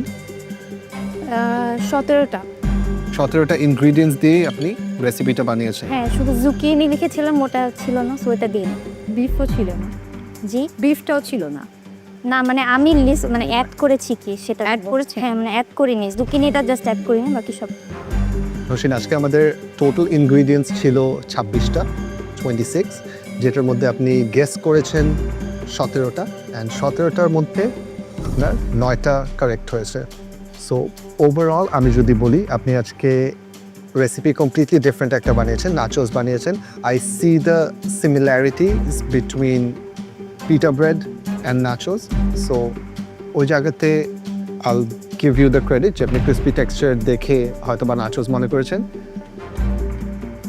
স্যালাডটা কমপ্লিটলি হয়নি because it was a cold salad beetroot ছিল ফেটা চিজ ছিল আপনি নাচোস চিন্তা করেই নাচোসের জন্য একটা ফিলিং বানিয়ে ফেলেছেন আজকে আমাদের যে টাস্ক ছিল সেটা নিয়ে আমাদের শেফ বলে দিয়েছেন আমি যদি টেস্টের কথা শুধু বলি আলাদা করে তাহলে আমার কাছে এটা খেতে মজা লাগছে দারুণ লাগছে কিন্তু আজকের টাস্কের সাথে ম্যাচ করেনি নাচোসটা ক্রিসপি আপনি বিফ দিয়েছেন চিকেন দিয়েছেন একসাথে অনেকগুলো প্রোটিন সাথে আবার অনেকগুলো ভেজিটেবল বানিয়েছেন দারুণ কিন্তু গেস করেছেন অনেক কম থ্যাংক ইউ পূর্ণিমার সাথে আমিও একমত যে খাবারটা খেতে ভালো হয়েছে কিন্তু আজকের যে টাস্ক ছিল তার কাছাকাছি কম যেতে পেরেছে থ্যাংক ইউ গুড ফ্রাই ছিল নসীন আপনার নাচোসের কস্টিং ঠিক আছে থ্যাংক ইউ নওশিন আপনার ফুড নিয়ে যাবেন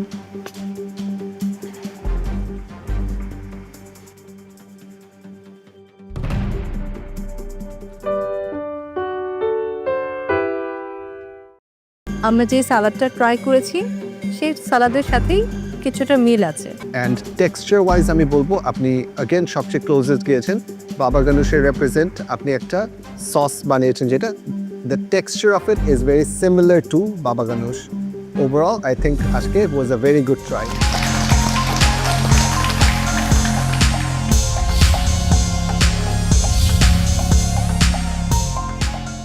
সিমিলার টেক্সচার অ্যান্ড ফ্লেভারটাকে ম্যাচ করার ট্রাই করেছি, জানি না কতটুকু পেরেছি।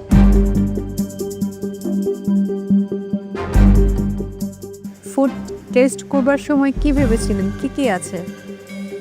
এতটুকু বুঝতে পারছিলাম যে এটা একটা স্যালাড, আর সিজনিংগুলো যখন মুখে যাচ্ছিল তখন ইটালিয়ান স্যালাডের সাথে কিছুটা মানে মিল করতে পারছিলাম।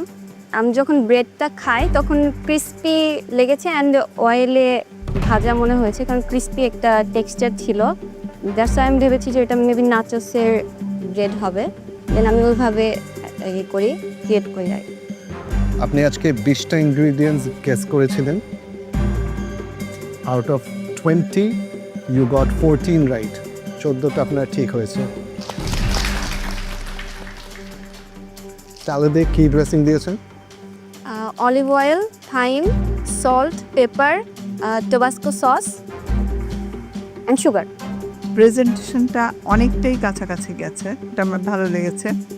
এক্স্যাক্টলি হয় নাই, বাট যেটা তুমি বানিয়েছো সেটা খেতে খারাপ লাগছে না, ভালোই লেগেছে আমার কাছে। ক্রিম যে সসটা করেছো চিজ দিয়ে সেটাও ভালো লেগেছে, কিন্তু এক্স্যাক্টলি যেটা ছিল বাবা গানুষ সেই জিনিসটা আসেনি। আর তুমি 20 ইনগ্রেডিয়েন্টস বলেছিলে, কিন্তু অনেকগুলোই ভুল ছিল। এখানে কারেক্ট তো শেফ বলেই দিল, তোমার 14th মতো হয়েছে, বাট আমি করবো, তারপরও এটা গুড ট্রাই ছিল। Thank you. জয়েরিয়া, আপনার আগে যে দুজন পার্টিসিপেন্ট এসেছে আপনাদের তিনজনের মধ্যে আই থিঙ্ক আপনার presentation is the best and it's the closest to ours. আপনি the most amount of right answers so far আপনি দিয়েছেন 14 out of the total 26 ingredients যেটা আমাদের এখানে ছিল। Taste wise I think it's a good salad, and texture wise আমি বলবো আপনি অ্যাগেন সবচেয়ে ক্লোজেস্ট গিয়েছেন। বাবা গানুষের রেপ্রেজেন্ট আপনি একটা সস বানিয়েছেন যেটা the texture of it is very similar to baba ganoush. Overall I think আজকে it was a very good try.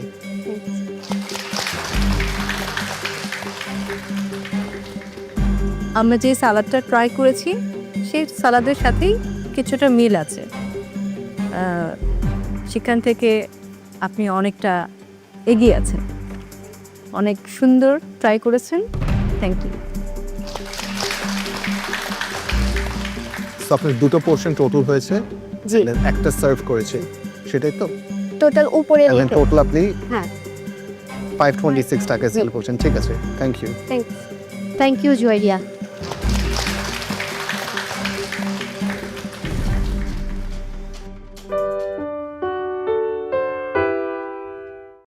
আপনি তো মেহজাবিন বলেন, মেহজাবিনই ঠিক আছে। ওকে, আমি কিন্তু মেহুও ডাকি। মেহু, মেহু তো আমার ফ্যানদের দেয়া নাম। তুমি কিন্তু একবার আমাকে বলেছিলে যে তোমার নাম মেহজাবিন না। দর্শকরা শুনে কিন্তু এখন অবাক হবে যে মেহজাবিনের নাম মেহজাবিন না, তাহলে কি?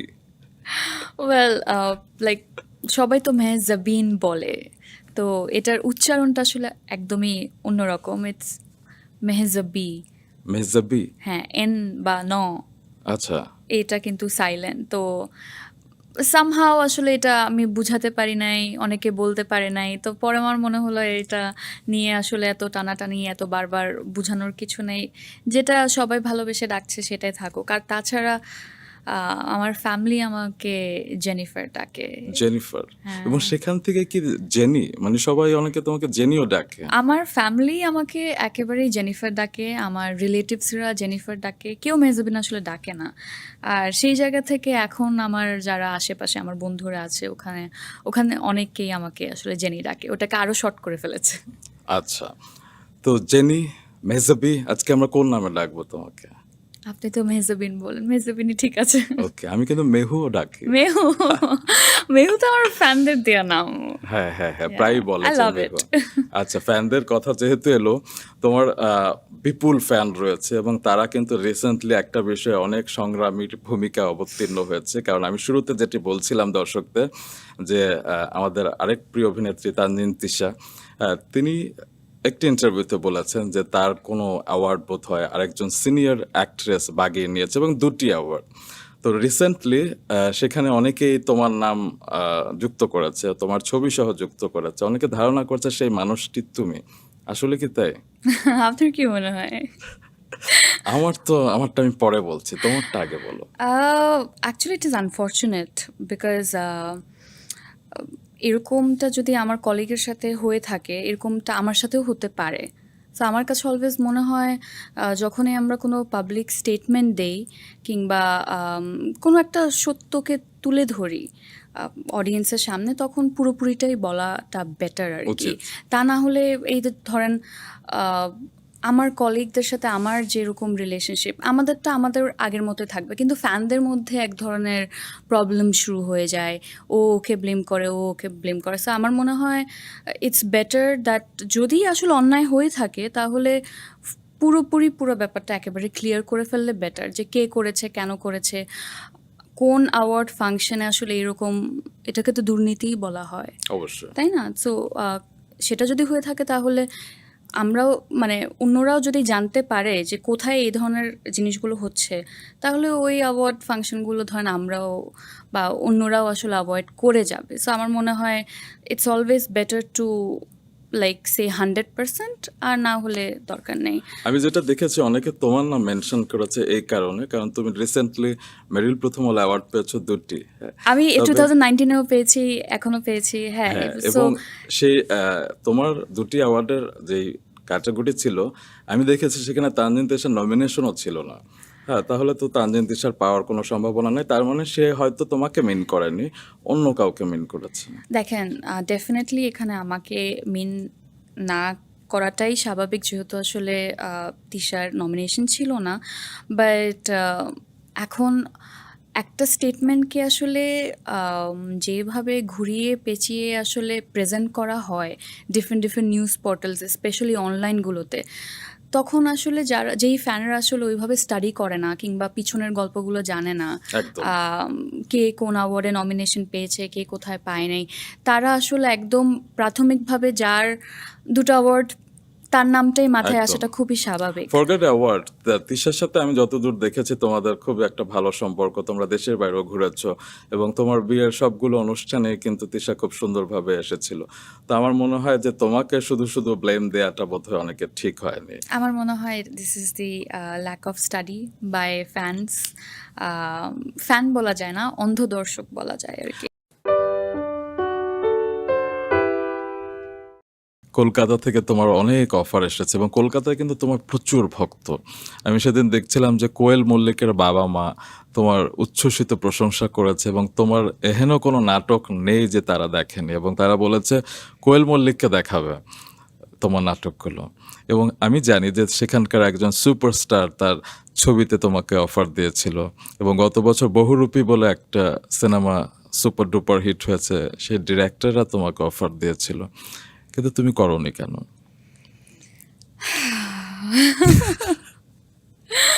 না, করিনি কেন ব্যাপারটা এরকম না, হয়তো বা কথা আসলে এগিয়ে ওই পর্যায়ে যায় নাই, বা মানে তুমি কি ওপার বাংলা কাজ করতে চাও?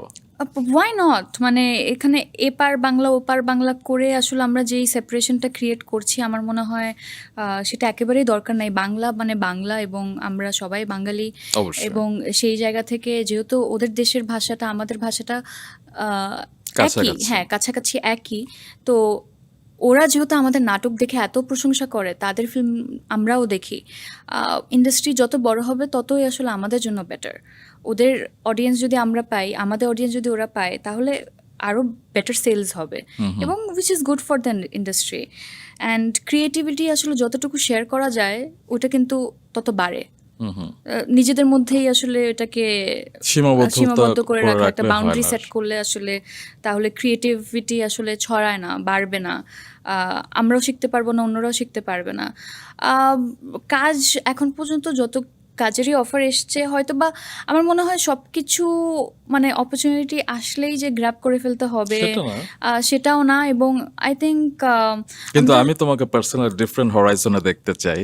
আমি ওপার বাংলা হোক, বলিউড হোক, কিংবা দেশের বাইরে ছবিতেও দেখতে চাই। না, অফকোর্স যদি আমি মনে করি যে আমার সাথে ক্যারেক্টারটা যাচ্ছে, আমি যেই ধরনের কাজগুলো করতে চাই বা যেটা আমার ভিশনের সাথে আরেকজনের ভিশন যদি মিলে যায়, তাহলে ডেফিনেটলি সেটা ইন ফিউচার করা হবে।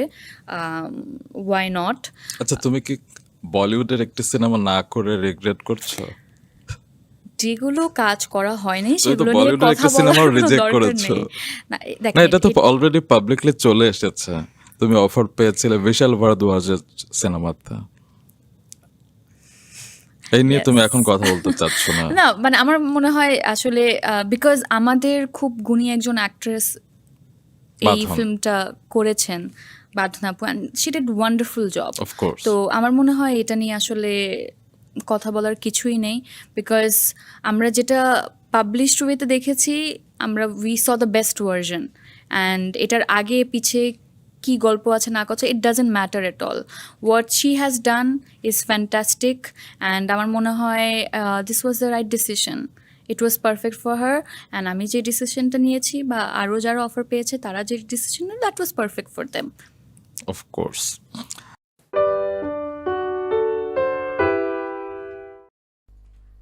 Ôi mày ơi, con này tự nhiên ba đồ này tự nhiên bên nó còn 4 con đúng không? Xịt phát tự chết cả 4 con. Anh không hiểu, tự nhiên 10.000 đam. Cái gì đấy? Con cóc cái điên, anh tưởng bài không đánh được nữa, đánh cho vui vui chiêu chiêu ngồi cho đỡ chán. Nhưng con cóc có đánh chết hết đó. Sự kinh khủng ấy, chủ bé cóc ơi, chủ bé Long Di. Chủ bé Long Di kinh khủng quá.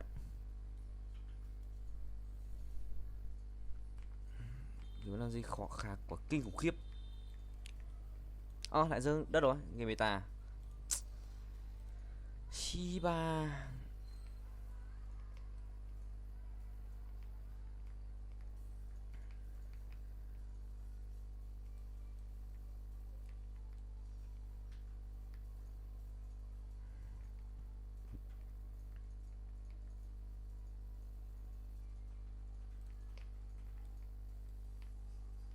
Mày.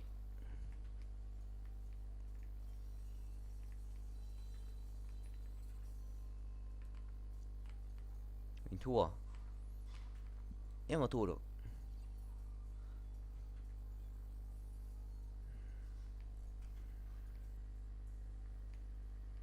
Mày.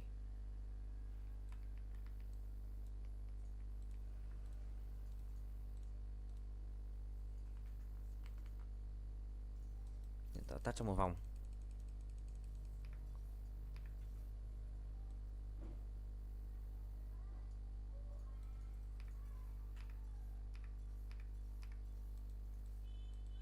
Ai không kịp ạ. Xem chủ bé Nomzi bắn được kinh khủng nữa không nào. Chú Nomzi xịt ở sau ạ, kinh thất. Xịt, ui chết hết. Con làm gì kinh thế? Con này thật sự rác rưởi ấy. Chuyện làm gì kinh khủng quá.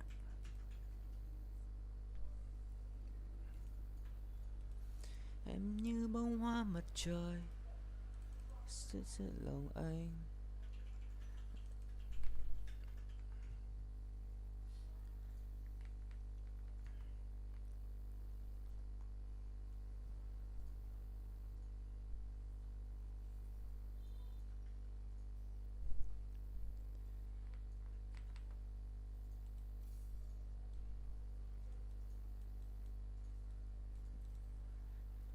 Ở đây mình thấy được nhau, để cho ai nói với em lời chào.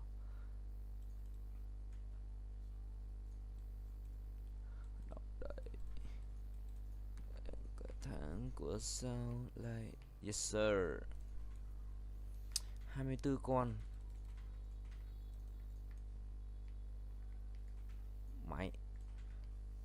Nào. Con này có 1 tỷ máu á. Nó đâu mất rồi? Nó phép rồi. Game beta này nữa. Chịu đấy. Đang đánh có bố bay trời.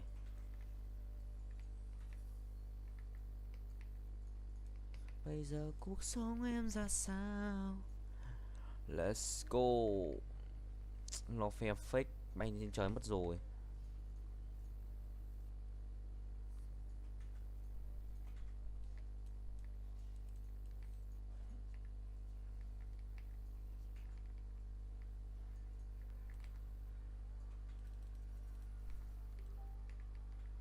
Một bán.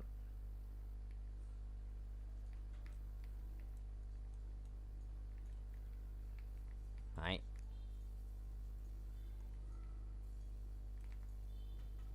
Ui kinh thế. Nom gì? Khác nhót hết cả một sàn. Nom gì? Ui xịt ra sau cực bi chi lông. Ui con nom gì hồi lông quá đấy.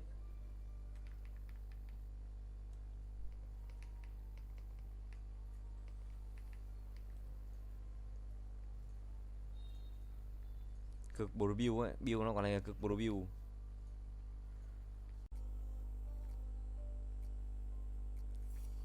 Open in 13 phút.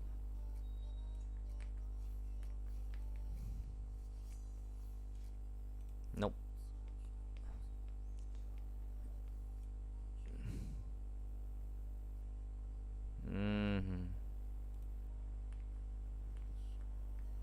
Rainbow pet.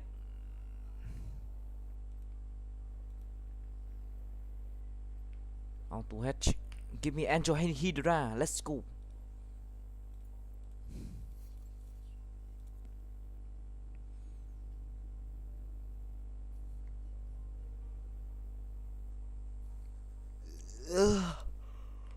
Ôi.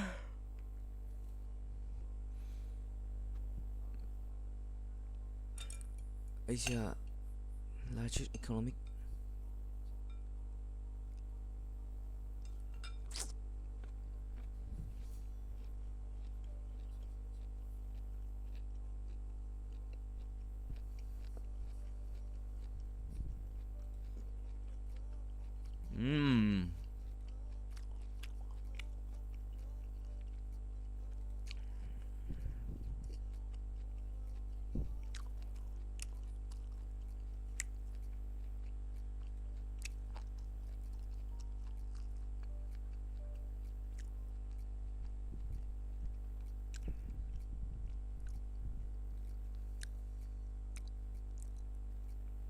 Thưa dưỡng tuyết linh đỡ máy hình em lý chứng.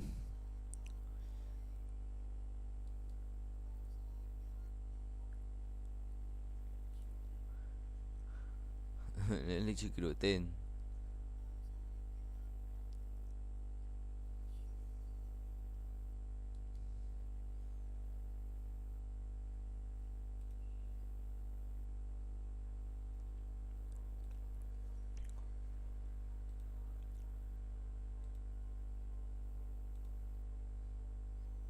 What breeze? Touch breeze.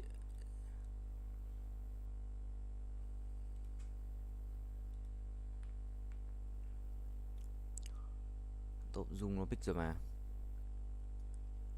Đang lướt Facebook. Nope.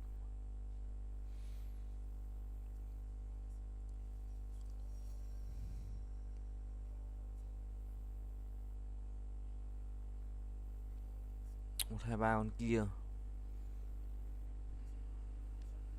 Xét không? Không chỉ biết xét không?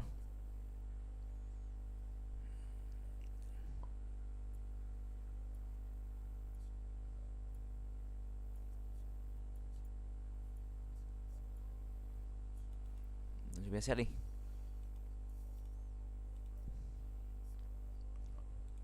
Làm ngay cho mình một chủ biết xét nha.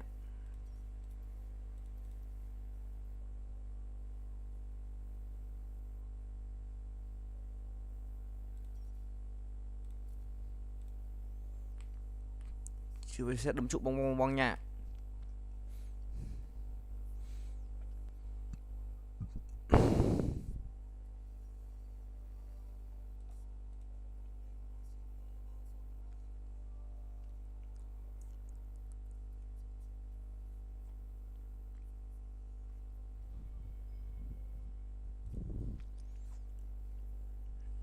Bách Việt nè.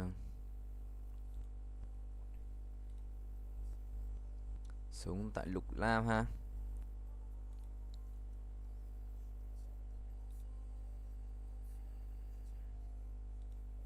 Hai 2501.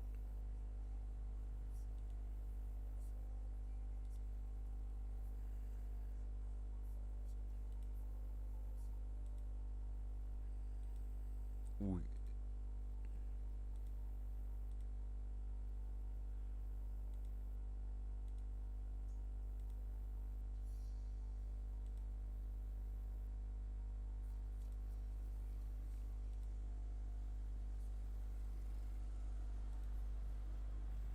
Được thì chưa?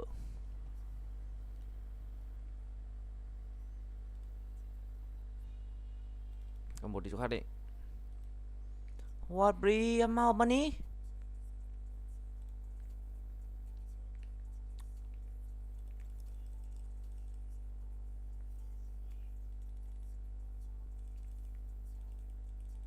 Đấm luôn đấy.